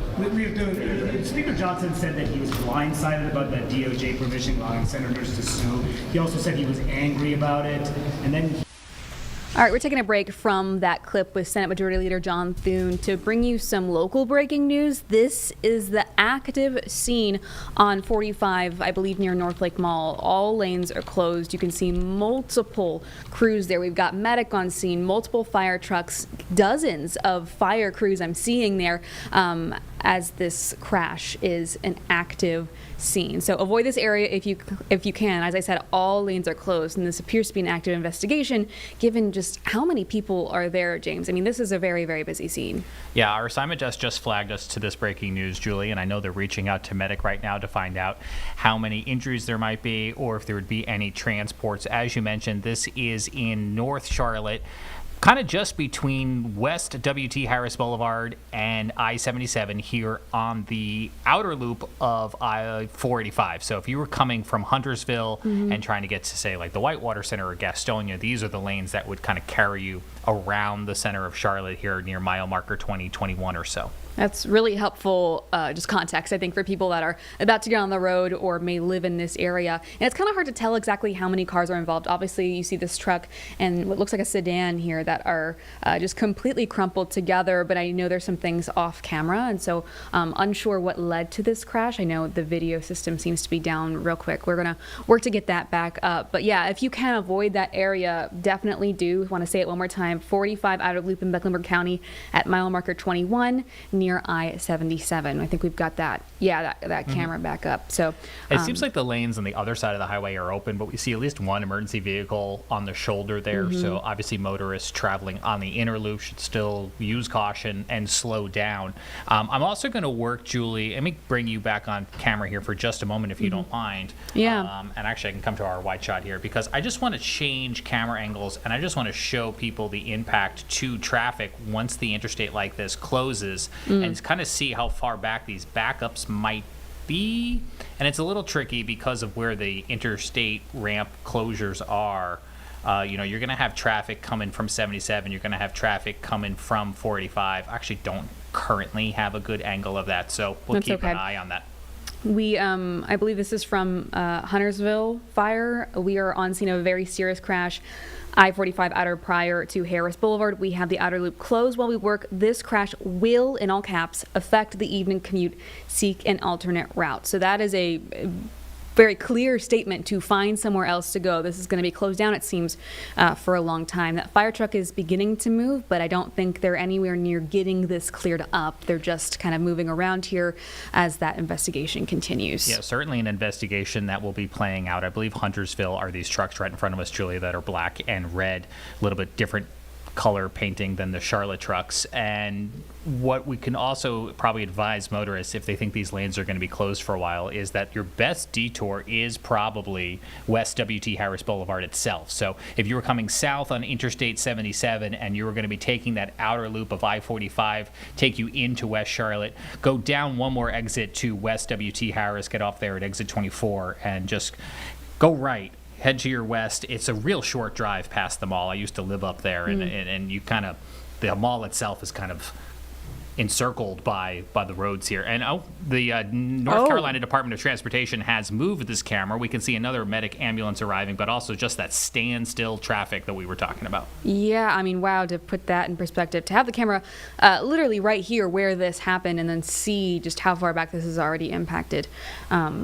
Is really stark picture to paint, given how serious this crash is. I mean, you can just see it from what's left of those cars. I didn't even immediately pick up on, Julie, that there were two vehicles involved. Obviously, we can see the back of this white pickup truck, and I was trying to figure out what it had collided with, but I think you're unfortunately correct that that debris in front of it may be a second vehicle. I think so. And granted, just for context, we have no other information other than what we've shared. And so we're just saying out loud what we see and what we are reading out loud as we get information from Huntersville Fire Department and hopefully soon from Medic as they're on scene as well. And we've reached out. But yeah, from what it looks like to us here in the newsroom, that does look like a white car into a smaller vehicle, although it's hard to tell from this angle what it is/was because it's so damaged. Yeah, we can see North Carolina State Highway Patrol trooper there. His vehicle or her vehicle is parked in the top right, so another agency arriving on scene. And just behind our graphics here, we can see some movement of traffic, Julie, probably the right shoulder. I don't know if they're going to keep it open or if it's just to clear out the backlog, because as you were reading from the Huntersville Fire tweet or post there, to anticipate a closure extended period of time on this roadway. So we'll wait to see if they leave that right shoulder open or not, but it may just be a temporary way to get some of these stranded motorists off the road. And it is just, I mean, it's going to be interesting to see what exactly happened here, because the scene is kind of wide. I mean, you can see all that dirt in the road, so it brings up the question of, did one of the vehicles swerve into the bank here? Like, where did all this come from? How many vehicles were involved? Because again, we're not seeing everything. We're not in charge of the camera angle, and again, it's dropped down, and that happens every now and then. But we're only able to see exactly what's shown to us from this resource. We aren't able to move the camera around any further on our own. So it will be interesting to see what more information we can get on what happened here. But I do think that, given the level of this crash, that will take a while. Yeah, absolutely. I'm sure the assignment desk here at WCNC is looking into this, and we'll continue to monitor. Yes, we will. We're going to take a quick break. Almost 3 o'clock here. We'll be back in 2 minutes.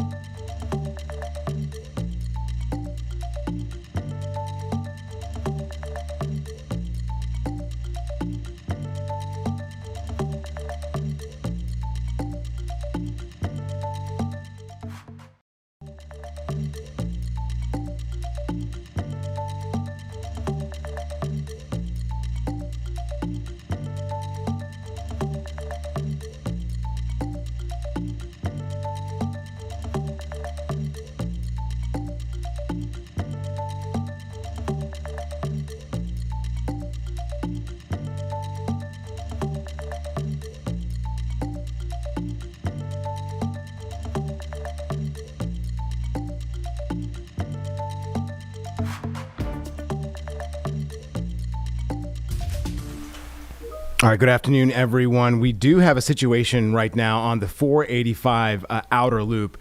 Just getting some new information from Medic at this time that this is a fatal accident, and it's jamming everything up at this moment as we are heading towards the afternoon rush. As many of you know, it can get pretty dicey on 485 in general as people are heading out of not only uptown but the larger metro area of Charlotte to the other places, of course, around in the neighborhoods that surround Mecklenburg County. So this is 45, the outer loop, mile marker 21. This is right near I-77. As many of you know, 77 itself gets back up. So we're going to see probably other backups that are probably going to materialize over the next 30 minutes to an hour. So again, it looks like the entire outer loop has been shut down. All those lanes are going to be blocked. So they are they are detouring cars right now, but this is a deadly accident. And not sure exactly how many cars are involved. This is the scene, though, as you can see. Looks like a couple of state troopers are already on scene. We have that white pickup truck and then some type of dark sedan-looking car in front of that. Pretty heavy accident with damage. They have not moved either vehicle, as you can see. But at this moment, Ambulances have come and gone from this scene. So again, we're going to give you a shot of what it looks like in terms of the traffic. And this is 45 there, so you can see extensive backups on the outer loop as well. And it is impacting things on the other side as people look on at this emergency accident on 485. You can see Hendrick, BMW Northlake, pretty big auto dealership is there, along with Walmart Supercenter. So some huge developments and places where people live during this time of the day. They're going to need to obviously get to and get around. I would assume that law enforcement right now will have to be involved in this investigation for the foreseeable future, the next couple of hours. So I would imagine this will linger into the evening commute and could impact things. You did just see that tanker truck move by on the right side, so I would imagine seems like cars are moving by. Wouldn't call that one lane, but I would say that cars are making their way slowly along the 45 outer loop right now. So again, what we know is this is a deadly accident that happened around 2:45 is what I'm seeing from Medic, and it does look like we have been able to confirm through Medic that one person was pronounced dead by paramedics. So expect heavy delays as this situation plays out near North Lake Mall, north of Charlotte, of course, 77 North. Again, another heavy route that people take, especially as we're in the middle of our work week. 1 week out, or a week and a day from Thanksgiving. So again, a lot of folks closing out or trying to close out the week this week and probably head towards next week and thinking about the holiday. So our thoughts and prayers are going to be with these individuals who are involved in this fatal accident this afternoon that happened around 2:44. Again, Medic giving us this information just a few minutes ago, telling us that one person died on scene, and paramedics were there as well. So expect heavy delays. Try to use alternate routes. We'll bring another map back up. As you can see, you can try and get off and detour things if you're headed towards 77. If you can get off, obviously on 77 a little bit before that interchange where 45 intersects, it might be helpful. But you can see it's already creating backups, not only on the on-ramps and off-ramps from 77 to get to 45, but obviously on the other side as well. So we're going to stick with this situation for a little while longer. We do know that we have a couple of other live events going on at this time. I do believe the Senate is at play.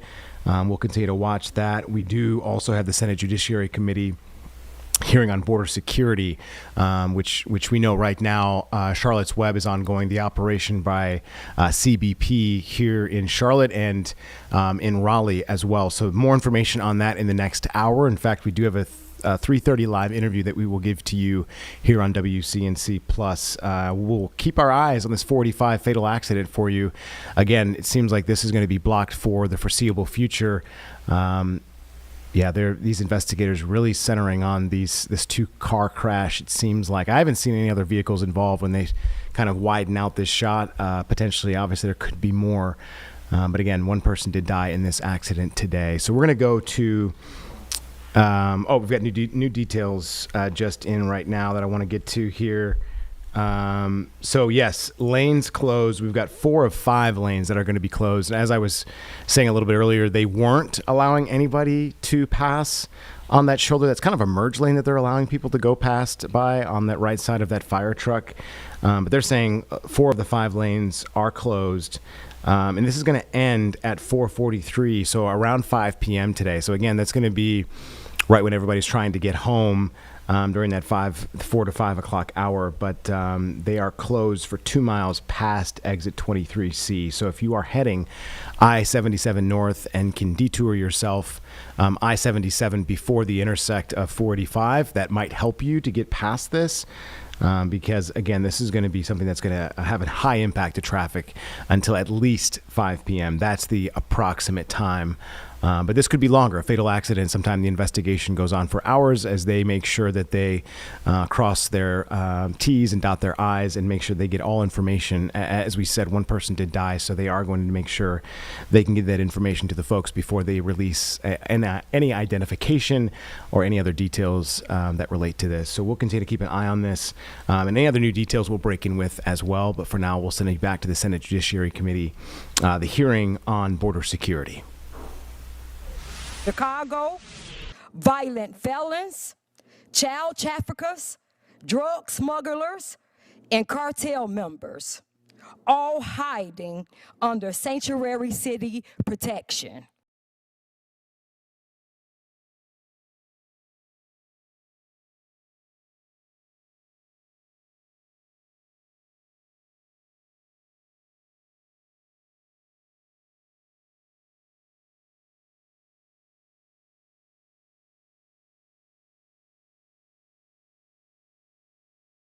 Responsibility and burden of moving the most planes in the history of the world, especially through this shutdown in 7 weeks of uncertainty. So we'll do what we do every day. We'll show up, we'll keep America safe, we'll keep the skies moving, and we're looking forward to getting back on track to the long-term commitment to hiring and training the next generation controllers. And we had to switch feeds as we lost the sound in that Senate Judiciary Committee. So we went now to the Senate Commerce hearing on shutdowns and air travel. They're going to talk a little bit more about how the government shutdown has played into what we've seen over the last really 40 plus days. So listening in on this as members from the committee are speaking now. Air traffic controllers. The academy did not close during the shutdown, as I understand it, but were students there, and is there a line still waiting to become air traffic controllers? there is still a line waiting. NACA absolutely commends Secretary Duffy, Administrator Bedford, for finding a way to keep the Oklahoma City Academy open for our first time in history. It's also important to note that air traffic controllers not only took on the added stress and pressure, the fatigue that comes with the shutdown, the uncertainty, but they were also training the entire shutdown. But for our first time in history, we saw people start resigning out of the academy, saying, you know what, I can't afford to pass the Oklahoma City Academy, move hundreds if not thousands of miles to one of the most high cost of living areas in America, which are near our major airports, to pick up a career in a profession that's not going to pay me, and I have no idea when. And they started to resign. And not only their resignations, but also controllers in mid-career started resigning, saying, enough's enough, I have to go find a job that has more stability than this. Mr. Vaioli, I think you probably represent the opportunity to talk about an area that's not necessarily thought about during the circumstances we've been through, and that's the certification process by which we advance aviation's technology and capabilities, and we build and produce more airplanes to fill the fleet. Tell us in your words what it is that was not occurring during the shutdown that matters to the safety and well-being of the flying public, as well as what it means to our ability to compete in the global economy.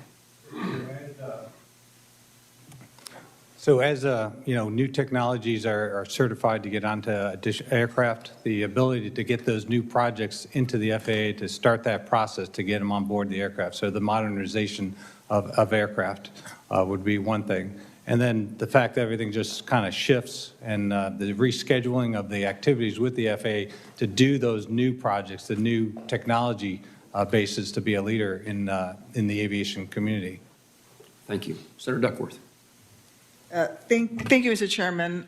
Mr. Daniels, you noted that for the first time in history, and you just said you commend Secretary Duffy and FAA Administrator for finding a way to keep the Air Traffic Controller Academy open and keep training. In your conversations with them during the shutdown, did you ask them to find a way to also pay air traffic controllers since they found a way to keep the academy going? I did not specifically have that request of them during it, but it was loud and clear that paying the air traffic controllers is essential. So it was, you commend them for keeping their academies going, but you didn't actually ask them to pay the air traffic controllers. I mean, if DOD, if FAA can continue hiring and training air traffic controllers because of failing to do so would risk the imminent loss of life or loss of personal property, surely there's a case to be made for paying air traffic controllers from reprogrammed funds or even donations from industry. I mean, if DOD can use funds that Congress authorized and appropriate for R&D and not salaries and expenses, along with accepting a billionaire's donation of over $100 million to pay military men and women, what stops FAA from following suit and reprogramming funds from accounts like the Airport and Airways Trust Fund to pay air traffic controller salaries or solicit donations from industry? Did you have a conversation about using those funds to pay the air traffic controllers, which I would have supported? I did not have a specific conversation as what you're referencing, but I'll put my request on record from now on in the future. I welcome any chance to pay air traffic controllers for the work that they're doing, and they should never go uncompensated for the work that's being done or used as a political pawn in a political dispute. I think that's what's happening today, is that you're being used as a political pawn. When this hearing was advised, it was called the damage of the Democratic shutdown. I have been the strongest supporter of air traffic controllers. I think you should have been paid. I think that we should have caught up Senator Moran's bill, Senator Cruz's bill. We could have passed and you should have been paid. It is unconscionable that we had at least one death by suicide that I heard of an air traffic controller in the shutdown. This is not acceptable in our nation. But what is happening today is political theater to use you guys as pawns to score points post-shutdown. I would rather we be talking about what we need to do to get, for example, Mrs. Sununu, the data that Secretary Duffy talked about that was forthcoming for why we needed to do the slowdowns. I think we all would like to see that data. None of us have seen it. I think we should be talking about passing these pieces of legislation in a bipartisan way. We should not be scoring political points, but we are here now. So since we are here, I'm gonna talk about why we had a shutdown in the first place, which is health care. Let me just ask our witness, Ms. Spickler, as a cancer survivor yourself, how do you feel about Republican proposals that would revive high-risk pools and largely seek to promote schemes that lower health insurance premiums by giving young and healthy Americans junk plans in exchange for permission to screw over Americans with pre-existing conditions, disabilities, and other serious medical conditions? Thank you, Senator Duckworth. I remember what it was like before the ACA was passed, and it was horrible. When I was in my 30s, I went twice without health insurance. I could not afford it. I was getting medication from Canada until the whole donut hole thing started, which, anyways, yeah, and I don't agree with it because I lived it. This is my lived experience, and I don't want to be a political pawn either. We're going to take a 2-minute break, folks. We'll be back right after this and come back to this committee hearing.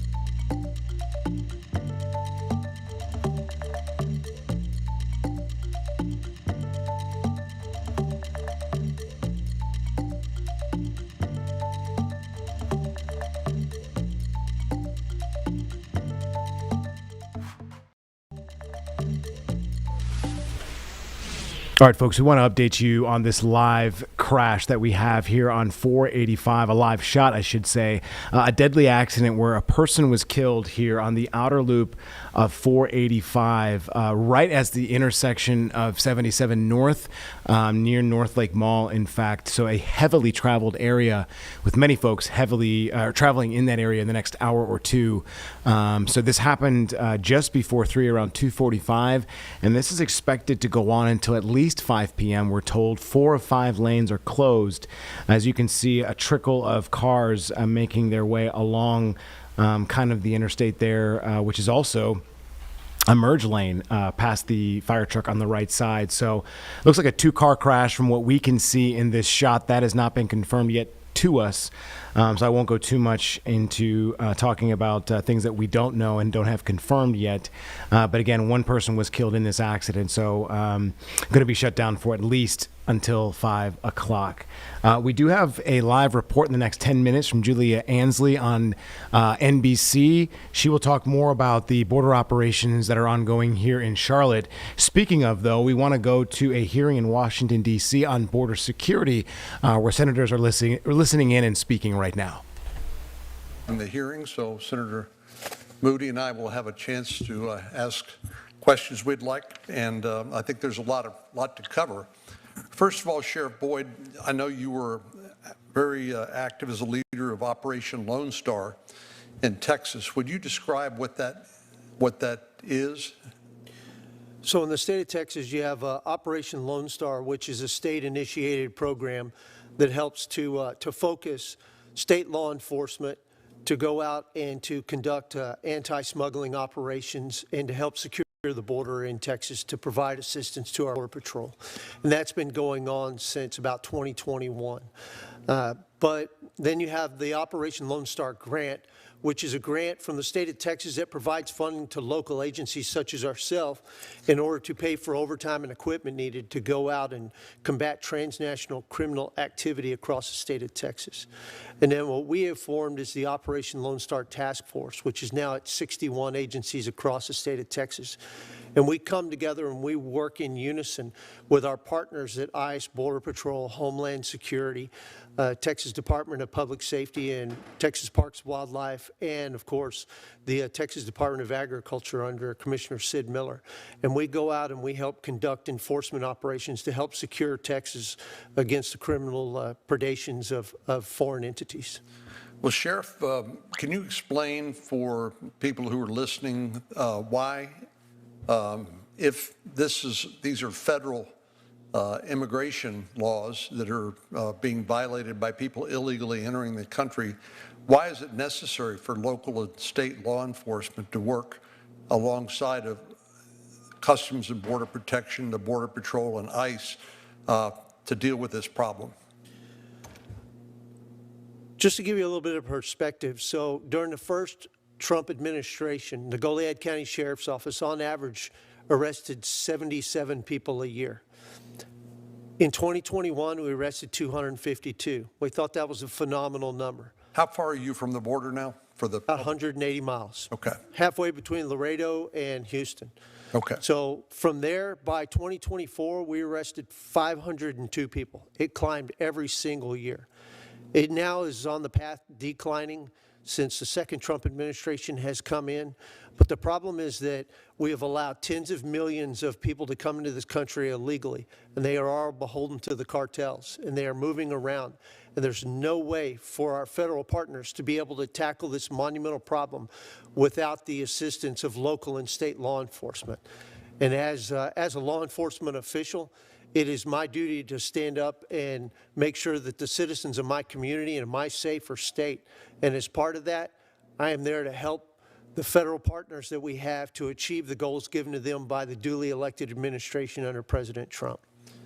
And of course, that job's even harder when the federal government's policy is basically not to enforce immigration laws, correct? That was exactly why we had the problem under the Biden administration in the first place, because the laws were not being enforced, and so we were being overrun by transnational criminal activity being directed by the cartels. I think some people who don't live in Texas or don't understand the nature of the border thought that this wave of folks from Mexico and Central America and around the world would be welcomed with open arms by local border communities, which are overwhelmingly Hispanic. Can you explain what your experience has been? What the reality is those folks do not come across and stay in those border communities. Yes, the border communities were not happy with this massive surge of criminality coming across the Rio Grande or across the border in other areas. But what you'll find is those individuals were being moved in by the cartels. When they got here, they are not free to go. They are indentured servants. They go where they've been assigned to go to. And those individuals would come up and in our area go to Houston for distribution all across the eastern half of the United States. The same as the cartel does with drugs, they did with people. And they moved them all throughout the U.S. And so it's not so much a border problem, which is part of the problem we've had, is describing it as a border problem. The real problem is it's now a problem for the entirety of the United States of America, thanks to the tens of millions of people allowed to come across under the previous administration. So is it fair to say this is a problem that is not limited to the border, but extends throughout the country? This is a national security issue of the highest level, sir. And it is coast to coast, border to border. So Ms. Carter Walters, we're going to get to her in a minute, and Ms. Cathell, because there's a lot of questions I want to ask. I'm sure Senator Moody does as well. But one of the things you talked about, or that was mentioned, is so-called sanctuary cities don't cooperate with federal law enforcement officials. And my understanding is the Department of Homeland Security will issue a detainer on illegal aliens in the Goliad County Jail or any other jail. And in those jurisdictions where they do cooperate with federal law enforcement officials, the transfer of those individuals can occur there in the jail. And ICE isn't relegated to raiding populations in other places. It can happen on a much more orderly way. But you mentioned the 287G agreement. Could you describe that further? So under the 287G program, which provides limited federal authority to local law enforcement after we've received our training on it, you have three different programs. You have the jail enforcement model, which is that allows us, if we arrest somebody on a state offense and they come into the jail, that provides somebody who has been trained access to the database in our jail to find out if that person who's already in jail is in this country legally or illegally. And there's a system we go through, and ICE verifies everything. The next program, which is what you were talking about, was the warrant service model. It's a warrant service officer model, which may sound like you're going out and knocking on doors, but that's not the case. What it does is it grants those who are trained in the jail the authorization to transfer somebody who's in jail on state custody from state to federal custody at the request of ICE. It also allows us to transport them from a facility that is not a contract facility for incarceration to another jurisdiction that is a contract facility for incarceration for federal crimes. The last program is the task force model program. And what that does is that allows us, my deputies in the field, myself included, to go out, and when we're conducting our business and we come across somebody that we believe is in this country without authorization, gives us the ability to contact ICE, to go through a verification process. ICE then tells us, yes, you are correct, that individual is in the country illegally, gives us the authorization to detain them. We detain them, we take them, and then we get them transported to a federally approved contracted facility for them to be housed at before they move on to where they're going to have their deportation hearing. So in the absence of cooperation by the local or state jurisdiction to transfer those prisoners from state or local government custody to the federal government, are those individuals simply just released into the community? You're absolutely correct, Senator. In those jurisdictions, which we refer to as sanctuary jurisdictions, those individuals then, once they make bond on their state charge, they're going to be allowed to return back out onto the streets within that community. If you're not part of the task force model, it may stop you for not having, for having a violation of traffic enforcement, and just because you're in this country illegally, you'd still get released and be driving around on the streets of America, even though you're not supposed to be here. Thank you, Senator Moody. Thank you, Senator Cornyn, and thank you for. All right, folks, we're going to take a 2-minute break. On the other side, we have Julia Ainsley from NBC News. A live report will hit her after this.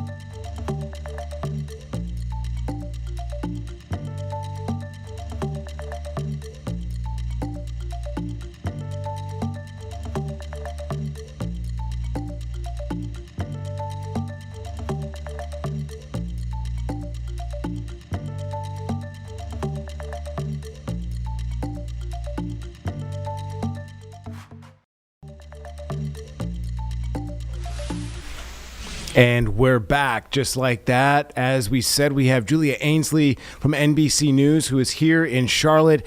Julia, I'm not exactly sure how long you've been, but I'm sure you've seen the operations dubbed Charlotte's Web that are ongoing since this weekend.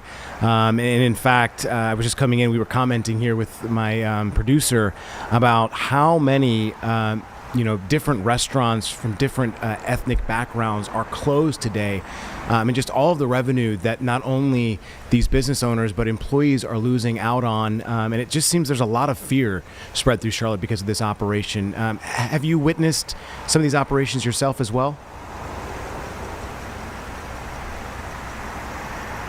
You know, I've seen videos of these operations. I'm based in D.C., but got down here yesterday and, of course, have been witnessing it from afar. I'm a North Carolina native myself. I know Charlotte well, and I can tell how much this city has changed since the last time I was here.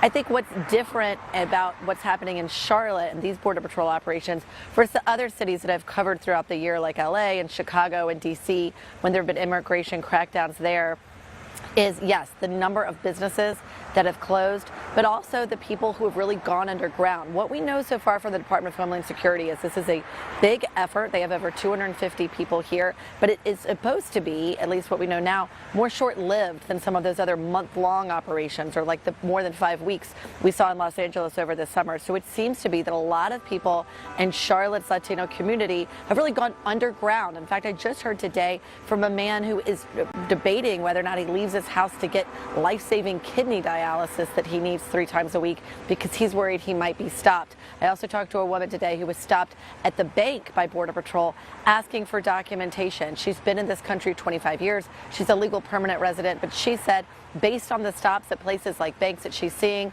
based on Border Patrol targeting people who are frequenting Latino businesses, that she says what they're doing here doesn't feel like they have targets in mind. It feels more random than that.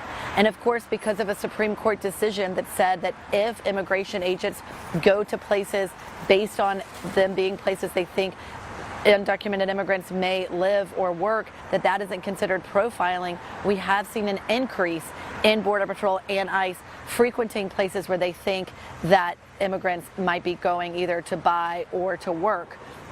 in this economy. And so we're really seeing that in place in Charlotte. One other thing that I'm seeing that really is a more optimistic lens than I've seen in other cities is what you see right behind me, the outside Dilworth Methodist Church, where more than 800 people are signed up to come here for community training. There were more than 500 who came here Monday night. At another church last night, we saw 500 standing room only. I talked to pastors there who were training people on how to go out in their communities and warn people about the presence of Border Patrol or ICE in their communities. And when I spoke to someone today, an immigrant who, or rather she is documented, but she's looking out for Latinos in her community, she says what she's seen from the non-Latino population of Charlotte, she said, is inspiring. Right. I think it's just astonishing the lengths at which people are having to go through to try and get through this. Julia, you were kind of talking about your own personal kind of story about that. I do know that's, somebody very close to me. They have an individual who works for them who is here on a visa. So legally in this country working. And in fact, she's a caregiver and was scared just to leave the house to watch this family's kids because just like you had said, worried about getting picked up in some of these operations on her way to work.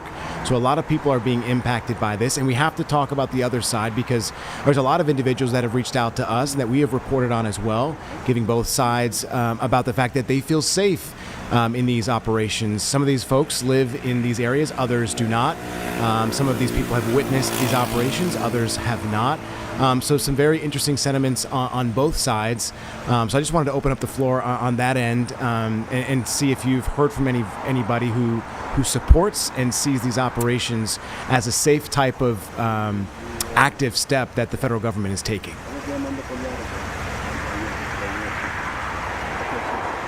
Yeah, absolutely. And you know what? There's even two sides when we talk to people who are for immigration enforcement. I spoke to a woman last night who actually came here from Boone because she wanted to support ICE and Border Patrol. She was passing out coffee and donuts to immigration agents as they left the DHS office here in Charlotte on their way out yesterday to make arrests. She said she supports what they're doing and that this is exactly what she voted for.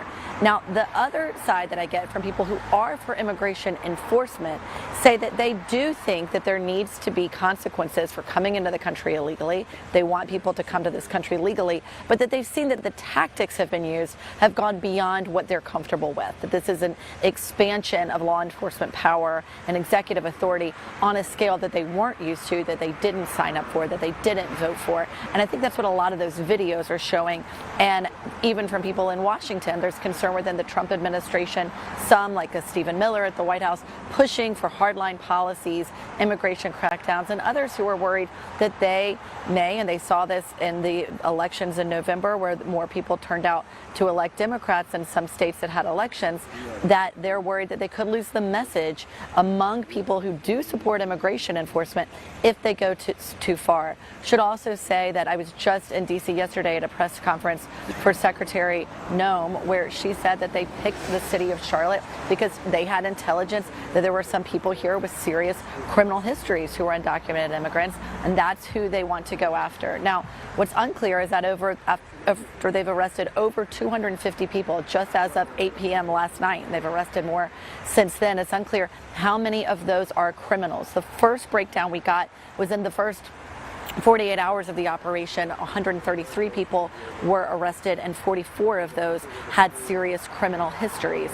And so we're not clear at this moment what the fraction of the more than 250 that have been arrested are now serious criminals. Oftentimes we'll see CBP and ICE focus on criminals, and then many others get swept up as they either try to meet arrest quotas or just in the business of going after those targets, they start spreading out and going into more places and asking more people for documentation to make those arrests. That's actually a great segue there, Julia, because a lot of people are talking about due process in this type of system, right, where folks aren't necessarily getting that due process. We've actually had videos of American citizens showing their ID, the right type of verification materials that have been asked for and still have been detained. And so I guess there's been a lot of questions, not only in Charlotte, but across America, where we've seen these operations ongoing, as to where due process process comes in for especially, right, citizens and individuals who are here legally, right? Speaking with an immigration lawyer just days ago, and they kind of said, in this day and age, you need to know your rights in some form or fashion. You need to make sure that you have IDs, verification. I mean, I was just telling my general manager, I ride with my passport. You just never know nowadays. So you have to know these things in the world that we live in, right? So I think people are having and sharing these sentiments, but really don't understand where due process is in this type of system. Is that something that I think in you yourself, as a senior Homeland Security correspondent, I'm sure have run up against? What are people saying about this system in terms of due process? Have you heard anything there?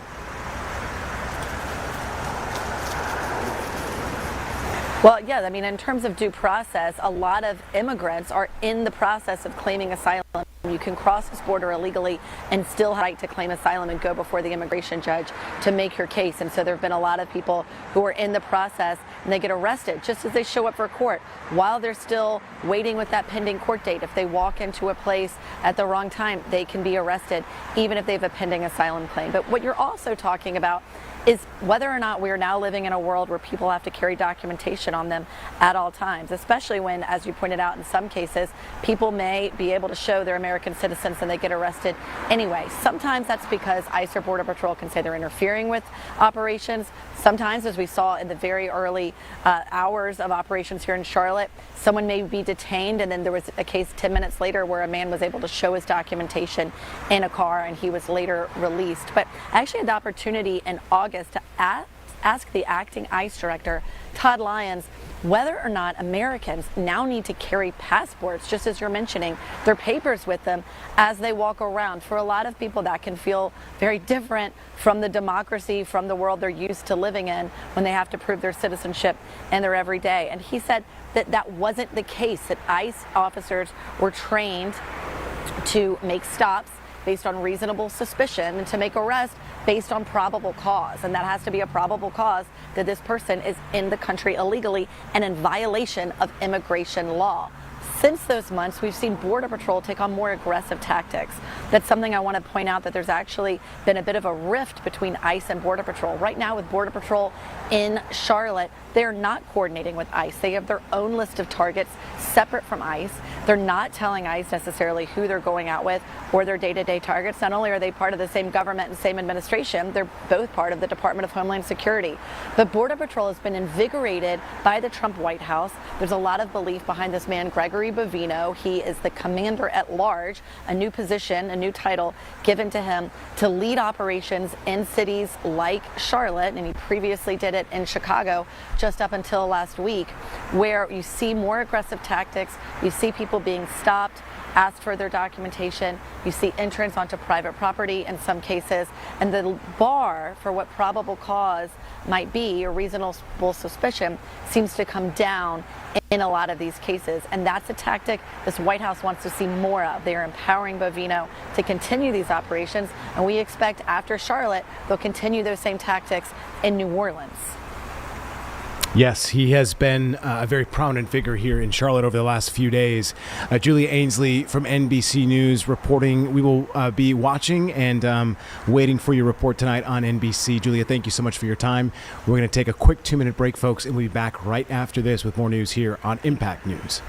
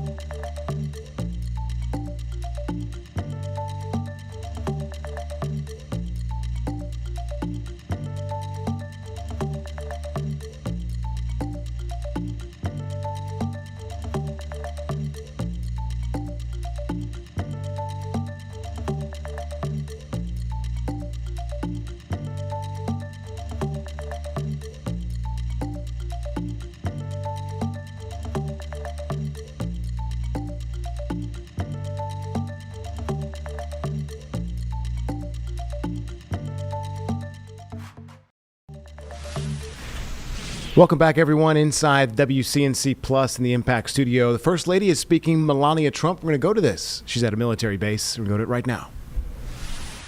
Camp Lejeune. Thank you, Usha, for that kind introduction, to General Rizzo for your warm welcome here today. It has been a memorable day and an honor to meet the men and women of the United States Marine Corps. Last week, the Marine Corps celebrated 250 years of service, 2.5 centuries of courage, tradition, and excellence. To you and your families who give so much for our country, thank you. Technology is changing the art of war. Predictably, AI will alter war more profoundly than any technology since nuclear weapons. The most significant change will be speed.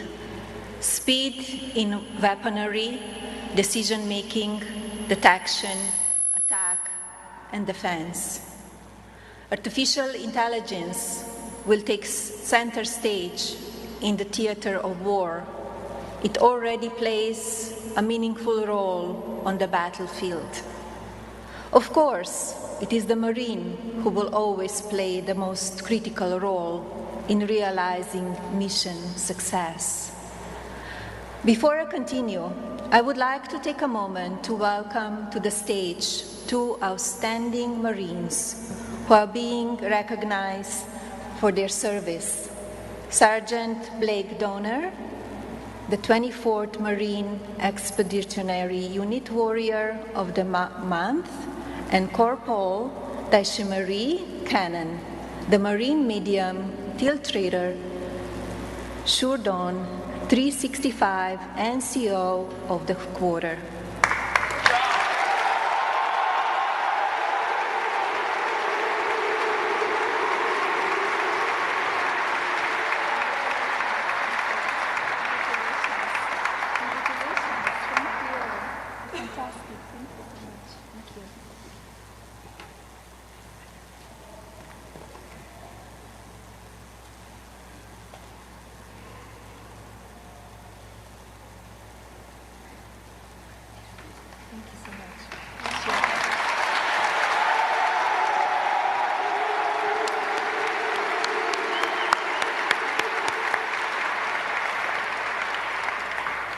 Marine Corps Air Station New River serves as a leading site for aviation, seamlessly combining state-of-the-art aircraft, training, and response capabilities along the East Coast of the United States, a vital asset for America's security. Technology is at the core of New River and will guide its evolution.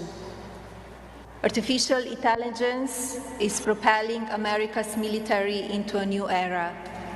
We are moving from human operators to human overseers fast. The shift from soldiers to machines is already underway.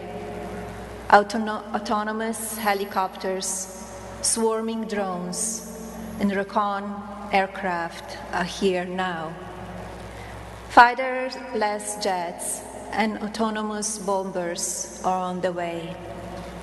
To win the AI war, we must train our next generation, for it's America's students who will lead the Marine Corps in the future.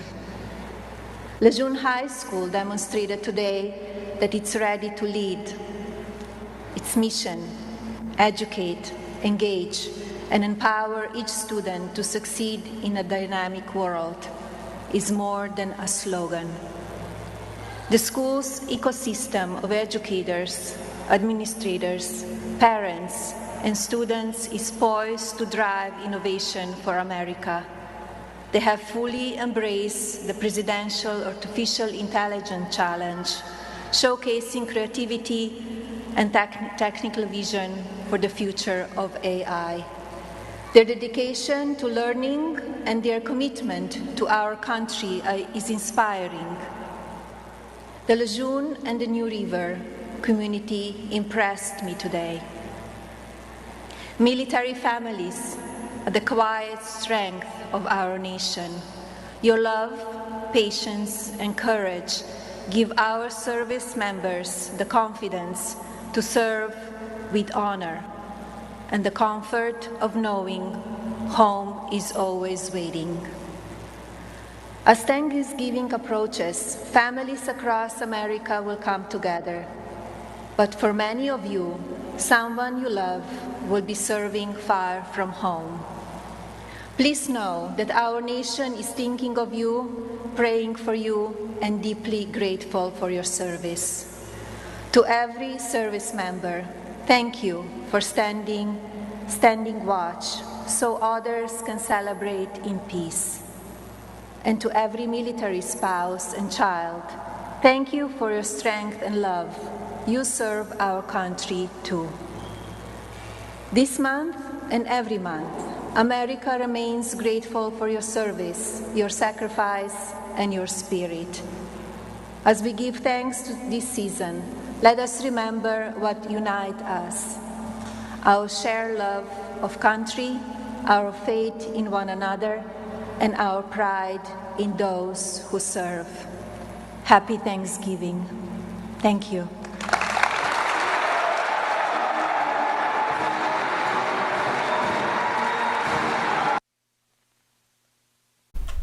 All right, folks, we're going to go to break in 2 minutes. We'll see you right after the break.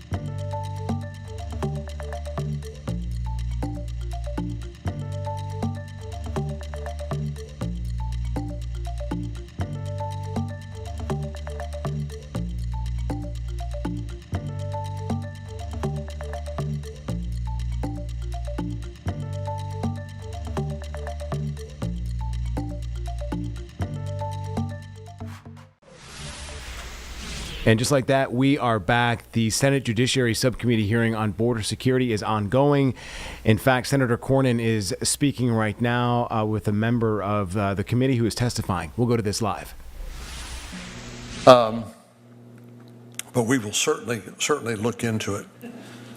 I think, Sheriff Boyd, let me go back. Even though, as Senator Cruz pointed out, the border is far more secure than it has been in years, there's still a lot of people in the country that don't belong here because they've simply thumbed their nose at our laws and committed various offenses against American citizens and even other illegal immigrants who've been in the country. But I know that on October the 1st, your office and the Splendora Police Department helped ICE locate and arrest an illegal alien female from Mexico who was wanted for intentional homicide in her home country. Could you talk a little bit about that particular case? I think it's a matter of public record, so maybe you can just fill in some of the details. Yes, sir. We sent some of our folks up to assist ICE in the Houston office to go out into the field and help them out with conducting investigations and identifying and tracking down people that are in the country illegally. One of the individuals that they wanted to track down was a female from Mexico who was wanted for homicide. If I'm not mistaken, she murdered her boyfriend in the front yard of their house. And she had escaped to the United States of America to avoid prosecution. She was here for some time, and in 2024, she was actually apprehended, but the Biden administration ordered her to be released back into the United States instead of deporting her for the Interpol warrant that existed for her murder. Now, why would they do that? Your guess is as good as mine, but I assume because those were the people they really wanted to bring into this country. So chaos brings opportunity for more control. So why not have people here that cause chaos? But we were able to locate her and get her identified at a house in the Colony Ridge area, which of course Colony Ridge is a community in Texas that is known for a high concentration of people who are gathered here illegally in the country. We're able to get her and take her into custody, and so turned her over to the federal agencies. So under this administration, she will no longer be roaming the streets of Texas as a wanted murderer. I'd like for you to expand a little bit on some of your earlier testimony about the connection between the cartels, which are the criminal organizations that operate, in this case, in Mexico, some of them in Central and South America as well. I once heard somebody explain what their business model is, and they were called commodity agnostic. Could you explain what that means to you? Yes, sir. Basically, if it will make them money, they are willing to do it. They really don't care. They have no conscience. There is no right or wrong in the cartels world. There is only making money and having power within Mexico. And so that is what they are after. It doesn't matter if it is illicit tobacco products, which is a big deal for the cartels, not only in the United States, but in Canada.